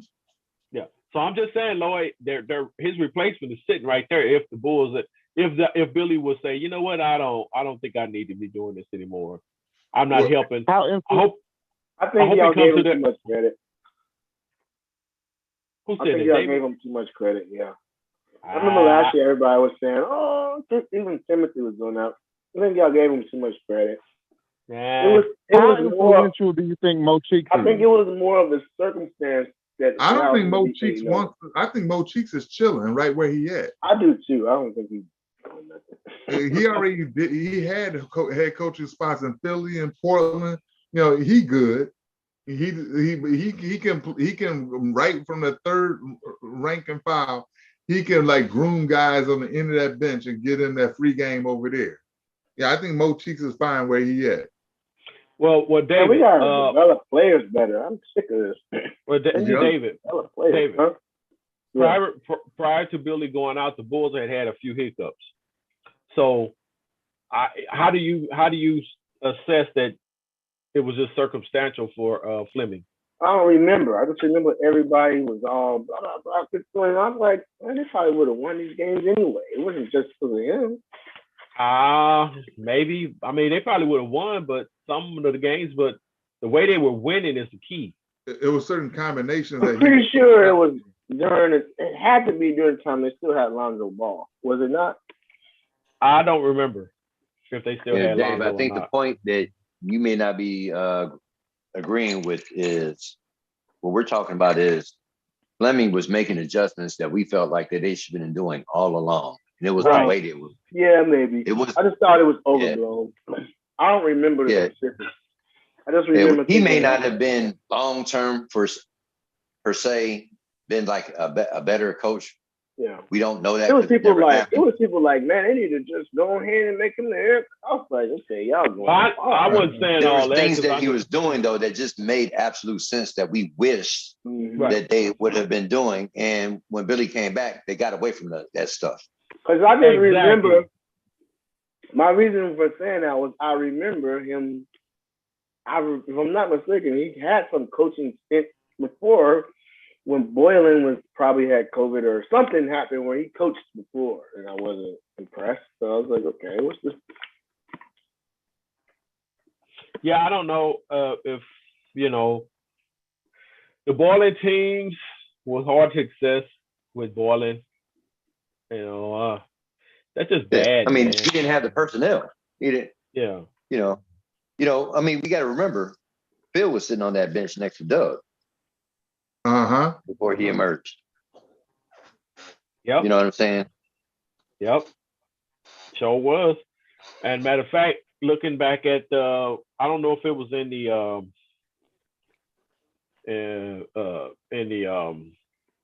running. I mean, not the running of the Bulls. The video.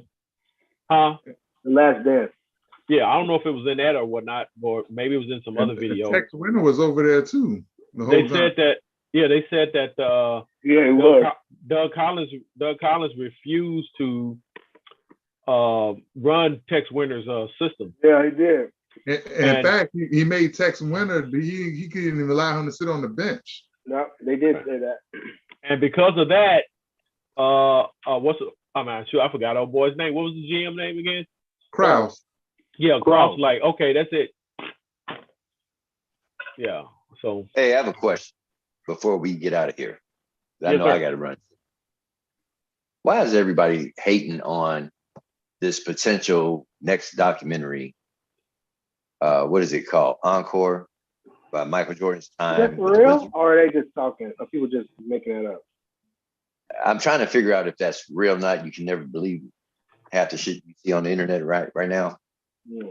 But I wouldn't mind seeing a documentary about that personally. I know it's not going to be as big as The Last Dance, but that didn't happen in my brain, so I don't know nothing about that. Right. Those years didn't happen. I think Jordan's stint with the Wizards is a little underrated. It shouldn't have happened, but it did. But I think people minimize his contribution when he did play during that time. Yeah, I mean, with Dave and I was talking about this earlier, that Jordan was 38, 39 years old, still out there busting heads. And, because the guy was just on another level, plain and simple. I don't care what nobody says. I ain't never seen a player like that. Mm-hmm. The athleticism, the skill level, he came in with skill level. He didn't just suddenly develop skill level in the NBA. He came in with skill level and got better and worked on his skill. And he came into the NBA with handles. That too. And his killer. That he didn't have to use because of his first step. Yeah, his hunger and his killer instinct. All that combined made him who he was. And when unfortunately for LeBron, they used to make comparisons to MJ even before LeBron was drafted. They were trying to make these comparisons, and I'm like, you guys are nuts. And then LeBron. Also, about Mike, and not only his conditioning, because he had a string of seasons where he played 82 games straight, but also was overlooked aspect of him is fundamentals. Them Gene Smith fundamental base that's on him. You got the greatest athlete, in the league at that time. Still along with drinking the way he drank and smoking the way he smoked and sleeping not sleeping. But you know what? I'll be fair. First step that nobody never seen before, and you add the fundamentals to that. I mean, like when I play ball, right, and you see guys when they do an inside-out dribble, they do an inside-out dribble like this, and you ain't fooling nobody. But if you watch Jordan, he makes a subtle move, like he turns his shoulder, he goes all the way in, and you weigh in, bam, and then pull it back.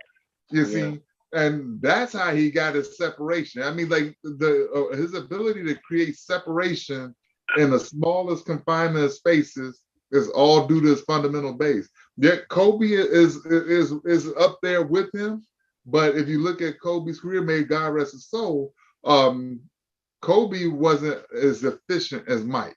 He just wasn't. Mike can catch the ball, make a simple left reverse pivot, and then dot your I with no wasted motion. His head and shoulder. When you look at Kobe and Mike, Mike was naturally gifted in that fashion, and Kobe worked towards. He worked at it. Because Kobe, and I'm not mad at him. I'm not mad at him at all. Not at all. I mean, not at all. Yeah, if you gonna pattern your game off somebody, why not? Why not the best? And Kobe did it better, but Kobe didn't have as high a vertical leap as Mike. Mike was at 48. Kobe was like 36 or so. But I will say that Kobe had a way deeper bag than Mike. I know this is a Bulls group and it's unpopular to think, but his bag was deep. His toolbox goes to take that little shelf off the toolbox and go down there. That's Kobe. And that's due to evolution. I mean, like you have a Benz from 1993 ain't the same as the Benz as 2023, right? It's still a Benz. This has some little tricks to it. It doesn't make Kobe better than Mike. No, Kobe just has more at his arsenal, but that speaks to Mike's greatness, because all Mike needed was a first step. He rarely went through his legs other than when he did to Larry Bird. But with Mike, all he needed was turn and face you, boom, a swing through, and he's gone. That's it. But I just want to say this: Mike did work for that. He wasn't just naturally gifted; he worked for that. Mm-hmm. Right, but and on top of that, so in all the comparisons, you want to compare a dude, and I take nothing from him, because he's a good player in his own right. But the dude does not and cannot shoot from the mid range. And we ain't even talk about 3-pointers. Forget about that. The dude does not shoot from the mid range. The bulk of his points come at the basket, and that's okay. But you cannot compare him to a dude who shot 50% from the floor. We talking 10 feet or more. From the guard spot for his career. LeBron? Yeah. Oh. Yeah. I mean, if you see LeBron bricking, short mid-range shots but they want to compare him to Jordan. I'm like, dude, y'all need to stop that, man. I think the comparisons from LeBron to Mike stop when you can just list like two words right at the top: roster composition. Once he's in the age, granted, he can do what he wants, player movement and what have you, players colluded, whatever, that's fine. But Mike kept running it back with pretty much the same core guys. Mike didn't have another two guys in their prime with him. And then people said, well, he had Dennis Rodman. Dennis Rodman had 2 All-Star appearances, and he never made an All-Star appearance as a Bull. That's a fact. Both of those All-Star appearances were as a Piston. He's never made the All-Star since then. He's won rebounding titles, yes. Well, shit. Oakley won a rebounding title, with the Bulls. In fact, I could be wrong. because I remember the last day of the season, I think is in Oakley's last year with the Bulls, Michael Cage had to grab 28 rebounds, and he ended up getting 30 to win the title from Oak. But Oakley was right there at the top in the rebounding game, right? But Oakley is not no first team All NBA at the 4 spot. Who we're kidding? Scotty had to develop into the first team All NBA Scotty that we saw all team defense from 92 to 98. We think that when Scotty got to the Bulls, we think that it's the 92 to 98 version. No. Well, he was 5 points a game. Here, he's not only not start over Brad Sellers, not until the playoffs anyway, when he has a coming out party in Game 5 at that 88 first round series against Cleveland. But Sellers was starting over him throughout the year, okay? But Scotty was only averaging like 7 points a game, When you look at other guys like, Worthy, when he was a rookie, he averaged 10 points a game his rookie year. So this will surprise you. Xavier McDaniel, his rookie year, he averaged 17 points a game. Scotty was averaging 7. So, X-Man used to ball. Before, people remember as a Knick, but as a Sonic, X-Man was a hooper. But and then Scotty, Slum, run those numbers for when Jordan had to play a stretch at point guard. Oh, he went like 8-9 games at like damn near triple double. Yes, I remember that. Yeah, but you know what, man? Outside of the stats and the records, outside of the stats and records, where I will give LeBron some flowers, and I'm not going to go into conspiracies. It is truly amazing that this guy is playing at the level that he's playing at the age and the length of time. Mm-hmm. He is a phenomenal, one of the greatest to play this game. I think we do him a disservice, and when we start trying to compare him to Jordan, and it's almost like we can't appreciate him for who he is and what he's done because we're trying to compare him to somebody that he does not shake a leaf at. Well, in all fairness, Will, it really wasn't us doing it. It's the LeBron fans. I'm talking about the general public, not this group. Yeah. You all cool. LeBron fans is started that, and they've been doing it ever since. So, but I think Michael himself has said that we watch our generation. So depending on when you were born and what you watch, that's how you would draw your comparisons and stuff like that. Like, we don't talk about Wilt as much as we should, or Oscar as much as we should. We've done some research on Bill Russell. Mm-hmm. Sometimes we talk about his greatness, and not to take nothing away from him. I mean, but look at who he was playing against at the time and how many teams. Mm-hmm. You know what I'm saying? So, but I personally, I try to step back, and I do try to have an appreciation of LeBron for what he's doing, for how long he's been doing it. Do I agree with him teaming up with teams like he has? No.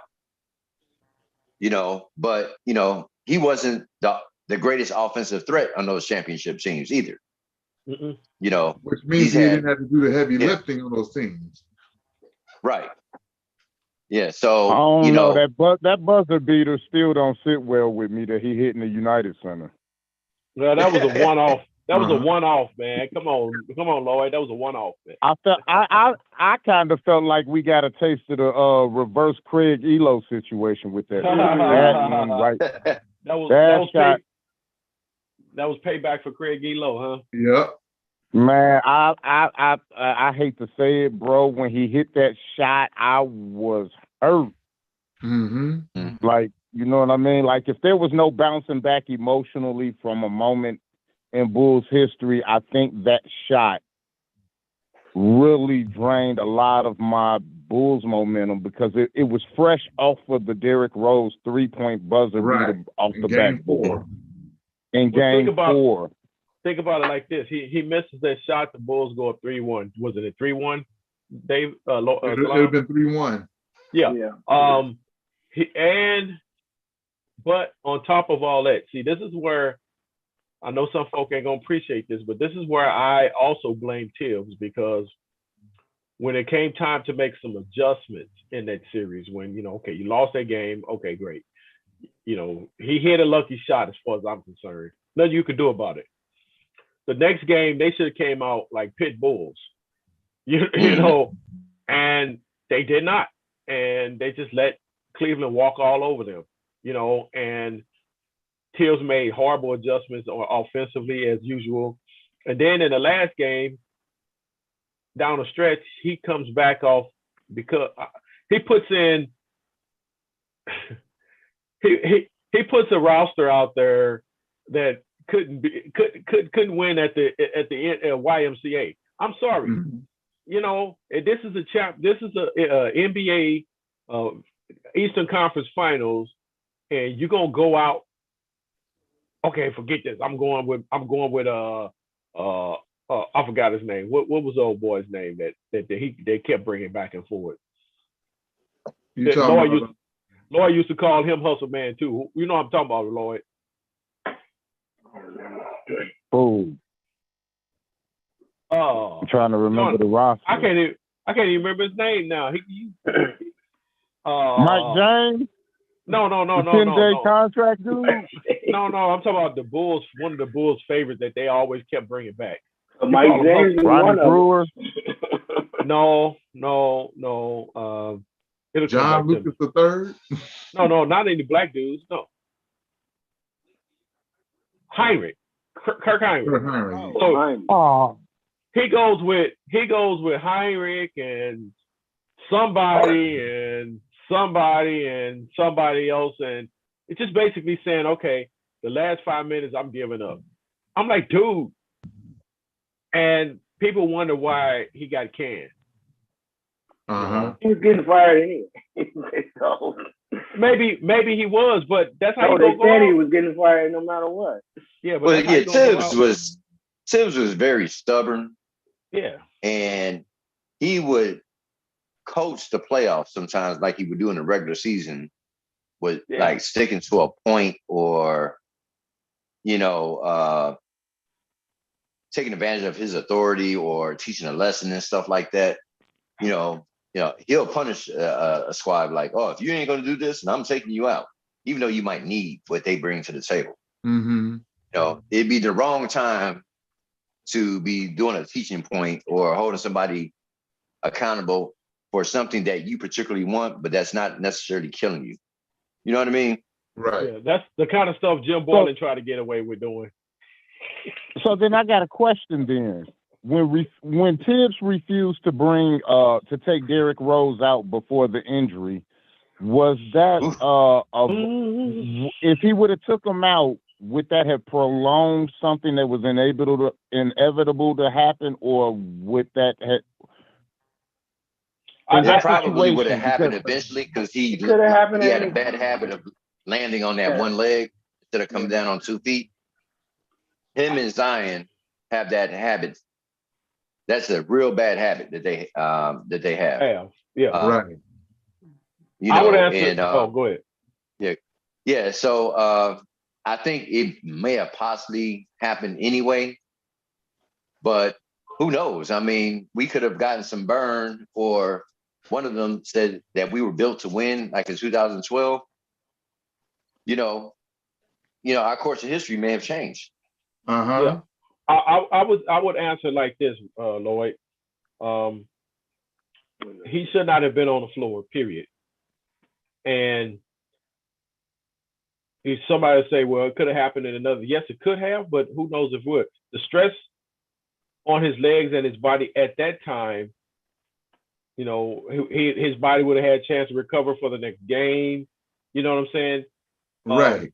But I don't just put that all on Tibbs. I also put it on the front office for not having enough offensive firepower that Rose doesn't have to do everything. Mm-hmm.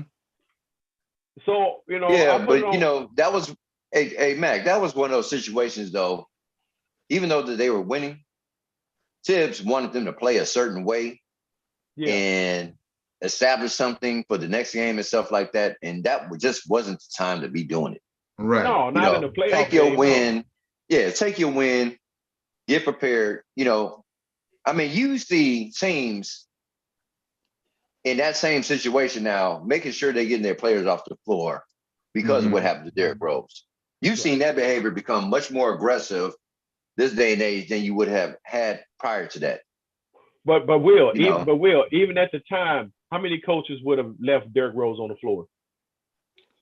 Not I. And we were up 16 with a minute and a half left.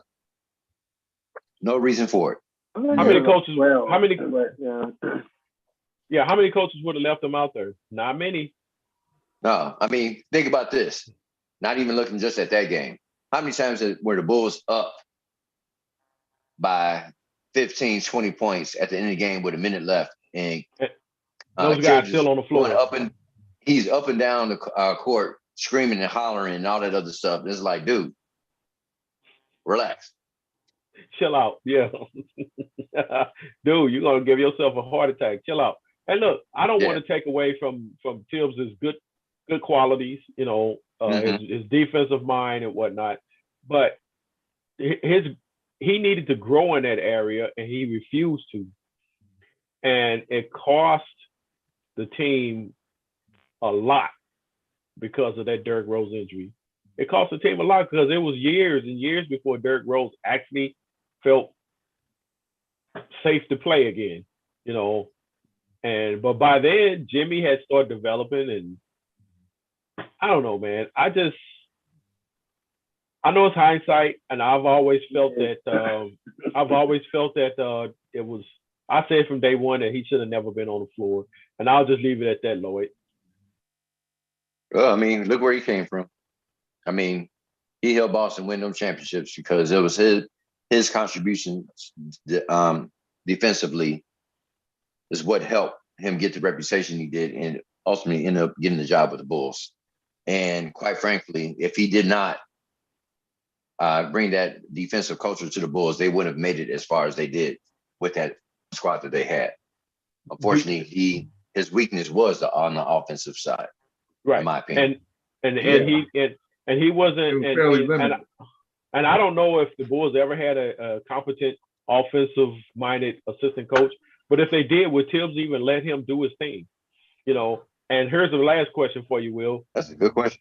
That's for question one for Will and the board. If Tibbs did have a good offensive assistant manager coach, would he have allowed that coach to be more instrumental on the offensive side of the ball? Two, would Doc Rivers have had Derrick Rose out on the floor in that situation? I mean, it's all hypothetical. Who knows? Yeah, I mean, I don't think Doc would have had him on the floor. I don't think Tibbs has a bad reputation with working with other coaches. So if there was a strong offensive-minded assistant on the bench, I don't think I've ever heard of Tibbs bumping head with his assistants. Okay. Okay. I vaguely recall, and I could have sworn that me and David, or maybe the three of us, had a conversation about this some years ago. Probably. That something was going on with the bench, and Tibbs made an adjustment that we didn't expect him to do. Does anyone remember anything like that? No. Is this the year with the bench mob, or is this the year when we had ASIC on the bench, or are we talking about the years after that? So you might be touching upon something, Lloyd. It might have been when ASIC was here. There was a time where it was reported that somebody on that bench had a difference of opinion, and Tibbs was willing to accommodate that. This conversation has been had. Lloyd, it might have been me and you talking on the phone one day. I don't know. but it did happen. I did have respect for that. Yeah.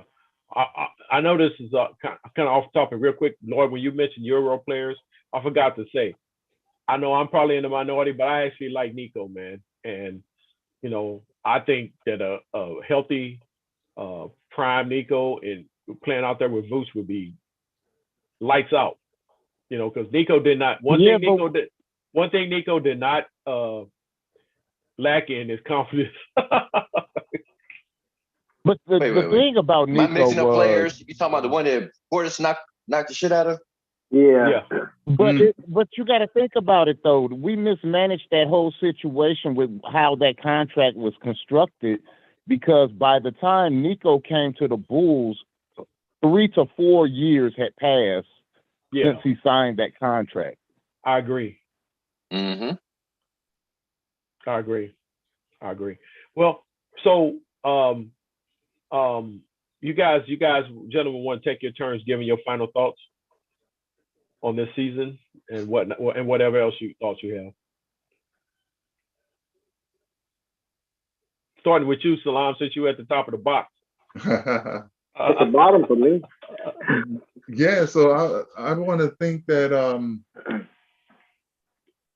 let's stay tuned and see what changes is going to happen. We know the trade deadline is coming up in 2.5 weeks or something like that. I think February 3rd, I think they said the deadline. So we'll see if we address some needs. I don't know when the buyout date is or anything like that. But we tried our hand at the buyout last year with Tristan Thompson. That didn't really work out too well for us.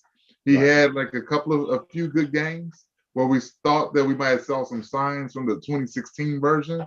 Yeah, but, that was not the same. Yeah. It just wasn't the same. And Giannis was just different, you know what I mean? So like it's good that we have Drummond like sitting there over the bench, look kind of like how a baseball team don't use their bullpen. You know, so Drummond's in the bullpen right now, you know, for when we see these matchups with bigs, it has 7 feet, 300 pounds to throw at a guy. And but he got to use his fouls more sparingly. It was encouraging when I saw the video of Lonzo dunking. I know that dunking is one thing, but his timing's gonna be off. He got to get on the floor. You know, he probably has to do some time, like some practicing, you know, with the team or probably with the Windy City Bulls just to get him going. But it's gonna take him a while before we see the Lonzo that we had at 26-10 last year. You know, but I'm about to cry. No. Say that again. Not playing this year. And I don't think you got me ready to cry thinking about this. Yeah, I don't think he's gonna be out on the floor this year. No. It wouldn't make sense if we're gonna just be right in the 7 to 10 seed range. You know, so like we'll just sit him out and let him come back. But you know, it's a lot of wait and sees. You know, I mean, like. We'll see if like playing through Vooch is going to yield success. You know, like see if they'll turn the corner. Granted, they had a good win, but we know again it was Detroit, right? Like so, like we just got to see it against upper echelon people. I mean, like we got Atlanta coming up. Atlanta a couple of years ago was just in the conference finals. They still dangerous, but they got some turmoil going on over there. So. It's good to see that the Bulls ain't the only team that's going through shit. I mean, Miami is horribly underachieved at this point. I think they're 7th seed, if I'm not mistaken. Now they're 6th seed. I mean, but like it wasn't that long ago where they were 12. You know, so they made a jump. You know, so like who knows what's going to happen there, and who knows if, like I mentioned earlier in the broadcast, if Toronto's going to be in the fire sale market, we need to look at some youth and length up there that they got. You know. And we go from there. So we just all look with observation and curiosity in the weeks to come. All right, David. Man, I think this season is cooked. They got to do something big to change it around, bro. It's just, I don't know. But I do think they have a chance to get to 500. They've been playing better. So if they can get to 500, you know, then maybe they can get to the 7th seed or something like that. I just think it's gonna be hard to avoid that play-in.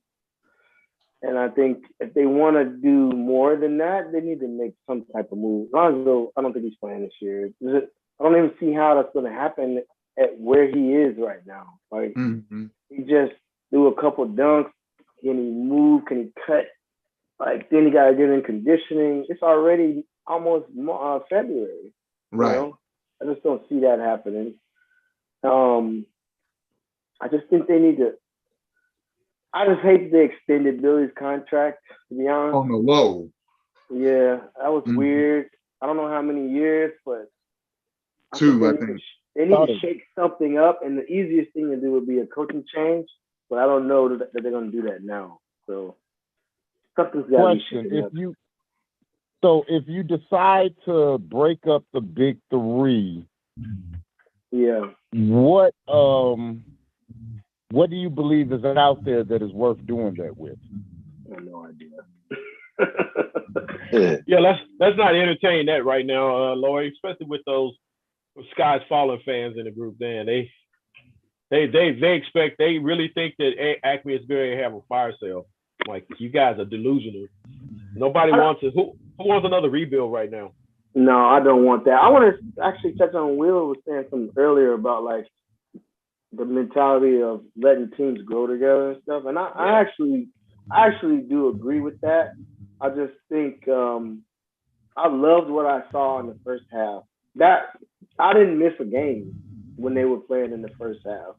But ever since towards the end of the year when Lonzo and them was out, it just hasn't been the same at all. And most of it, I think, is on the defensive end as far as the perimeter defense. Now you get everybody screaming about Vooch, but it's like, if you really watch the games, Vooch is slow. That's Vooch's issue. It's not that he is not making effort or that he's not knowing where to be.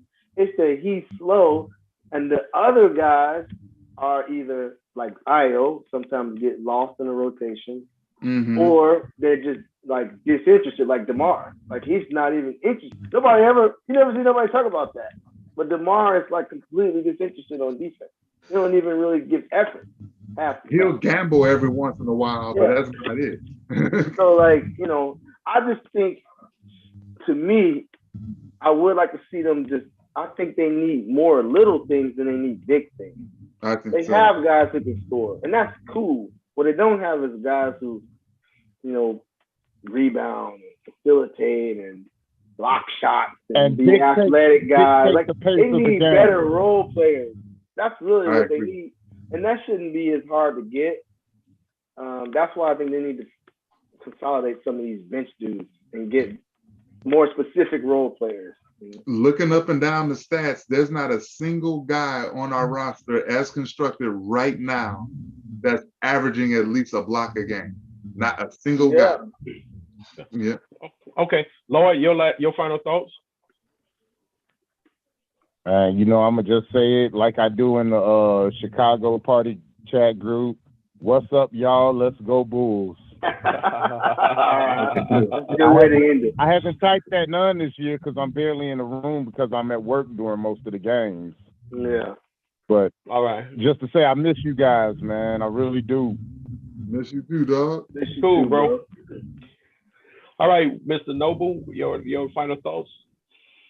All right. Well, I wish Coach was in here because he always has some controversial comments. Yeah, so do I. Yeah. He'll say something that ain't nobody thought of in a million years. Right. I'm just gonna watch the season. I expect this team to come with some type of different storyline in the second half. We will not know what we're going to get out of this team. I will say that no matter what's going on, no one in this league is looking forward to playing them. Right.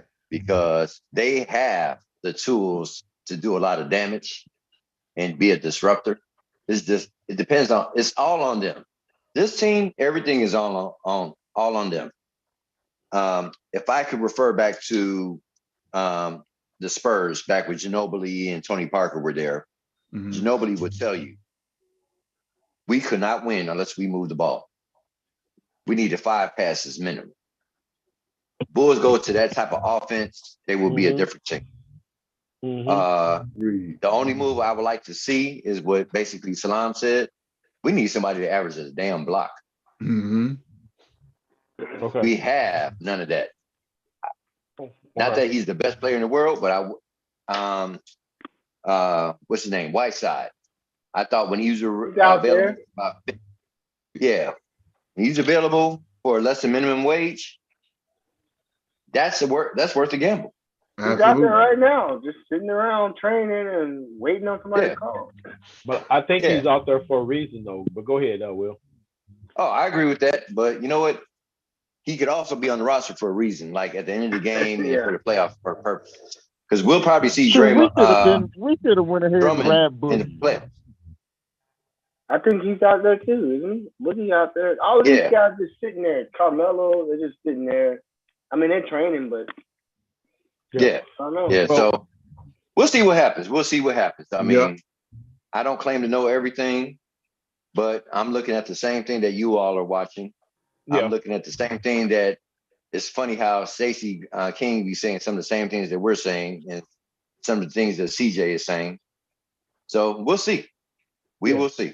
Stacey be cracking me up, man.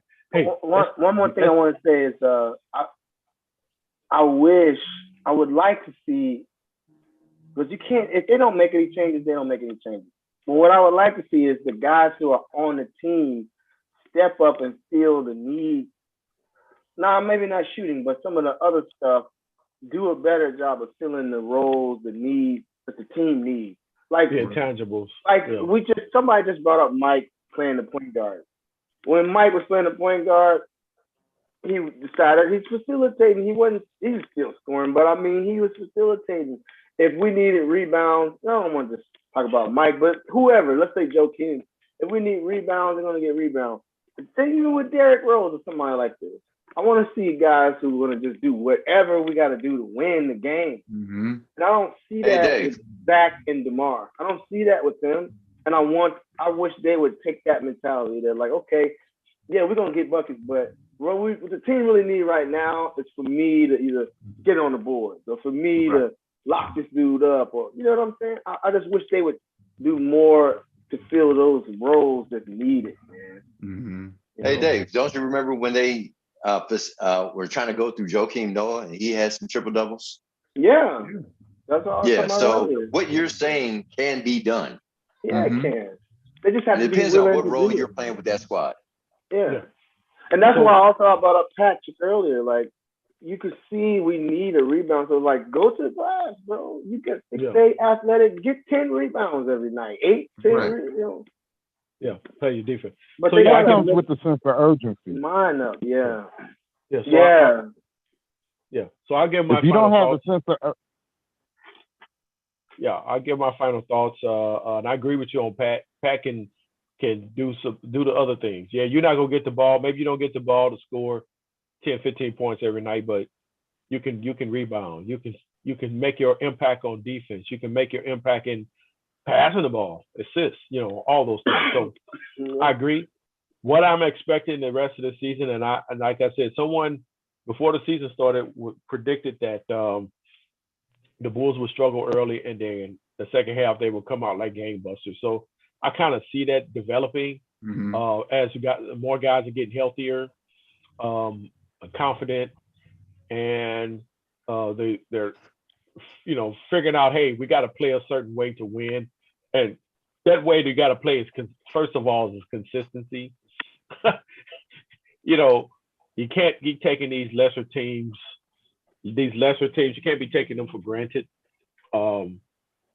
So I can see that they'll make a push. I don't know how many. I think it's 30-something games left. Almost 20. So if the Bulls can, I think it said if the Bulls can win like 22 of those 30-something, they can push themselves up into like 5th or 6th place. I think Cleveland might jump some of those top 4 teams. The way they're playing right now, you know what I'm saying? With the confidence they're playing. And I don't even think Darius Garland is back yet. He Yeah. is now. Oh, he is now? Oh, Yeah. shit. Yeah, But- he is now. But Yep. I think we can catch Miami, and somebody said you're gonna leapfrog those other 4 teams. It ain't like those other 4 teams are playing great. So, but whether they be in the play in or they come in at, if they can snatch the 6th spot, great. I just want to see them by the time the playoffs roll around. I want to see them firing on all cylinders. Yeah. You know what I'm saying? And if they're doing that, it doesn't matter if they're in the play in or not. And that's the way I evaluate this thing. I'm glad Zach is finally getting healthy. He looks better. Yeah, he looks a lot better. Mhm. Yeah, and DeRozan is DeRozan. I guess we got to take the good with the bad. Yeah. Because more times than not, those shots he takes, lately they ain't been falling, but they do fall a lot. He is a mid-range assassin, and I just want him to realize, hey, use his common sense. If 3 guys gonna come run at me, these are things Jordan used to talk about as a leader. Remember, we know the playoff game where him and Kerr was sitting on the bench, and Kerr was like, "I know they're gonna run at you, Mike. I'm gonna be open." And Mike looked at him and said, "All right, dude." And sure enough, they ran at Mike, and Mike, what did Mike do? He hit Kerr, and Kerr knocked it down. Those are the type of things that DeRozan has to take upon himself to say, hey, I got 3 cats running at me. Somebody's got to be open. One of y'all need to be cutting. One of y'all need to be posting up at the 3-point line or something. I'm not going to just take a shot just because I'm the man. That's the way I think about it. I always approach basketball with a common sense approach. Where you got your skills, you got your talent, you got all that stuff, but there are some common sense things, and you got to use your basketball acumen or your basketball intelligence. Mhm. Yeah. Shooting the ball, forcing a shot up over 3 people is not intelligent. No. I like the Rosen, but that's horrible. And that's why we lost those 2 games. So I'm saying this, I expect to see better this half. Hopefully, as we do, more fans will start, calming down. And that by the way, that admin for the diehard Bulls game, diehard Bulls play page can go kick rocks. That dude is horrible, man. CJ was on there going at him the other day. I'm sorry, man. This dude been trying to get rid of Zach from day one. He wanted to get rid of Laurie. Now he cries because Laurie is good. He's exactly the person I was talking about. He wanted to get rid of Laurie. I remember him wanting to get rid of Laurie. Yeah, now he's crying because Laurie is playing good in Utah. And he's going to do the same thing with Zach. He did the same thing with Jimmy Butler. And so anyway, those are my final thoughts, gentlemen. And he was happy that we got Chris Dunn. I forgot all about that dude, man.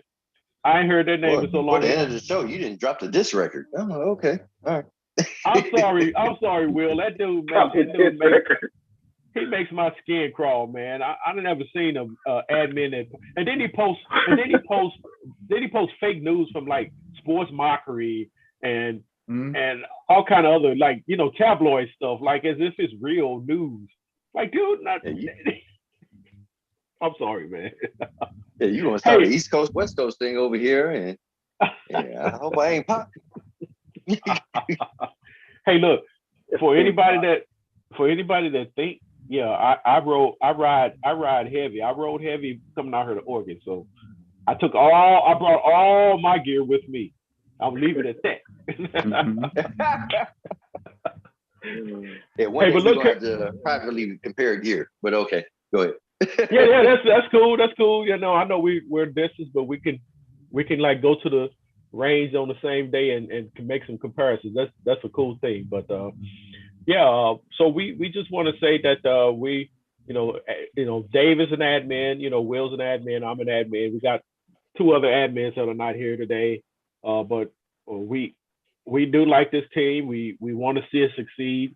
And we're just giving our honest opinions about what we think and assessments and whatnot. And so I want to end the show on something positive. Say, hey, go Bulls. Go Bulls. hope everybody have a great New Year, and let's get this thing going in the right direction and get in the playoffs and make some things happen. You never know, man. Once you get there. Oh, one more thing. Yes, sir. We're gonna get the benefit of angry. I didn't make the All-Star team, Zach. That's what we're gonna get in the second half. You know what? And I hope so, David. I hope that's motivation because things like that matter. I hope I don't want the media to start saying, "Oh, no, the Bulls are playing good." Now I don't even want to hear all of it.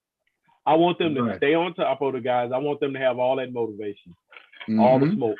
Just like Shay said, Uncle Shay, we were talking about that earlier. Where we Salam? Uncle Shay had the smoke for the Grizzlies, yeah. Right. Uncle Shay, yeah. Yeah. Shout out to Uncle Shay, man. He said they don't want this smoke. Yeah, next year he'll have his own show. Yeah, that's untenable. Skip. Yeah. Yeah, you think that thing with the player that was out on the field that was final nail in the coffin? Yeah, I think so. Yeah. I think so. The situation is untenable now. Yeah. Okay. Well, hey, it's been great, folks. We'll be back as soon as we can. Hopefully, maybe in the next 10, 15 games, the Bulls are doing well, and then we can come back and talk about it. Right on. All right. All right. Well, y'all have a great night. See y'all guys. All right, good to see y'all, man. All right, be good. All right.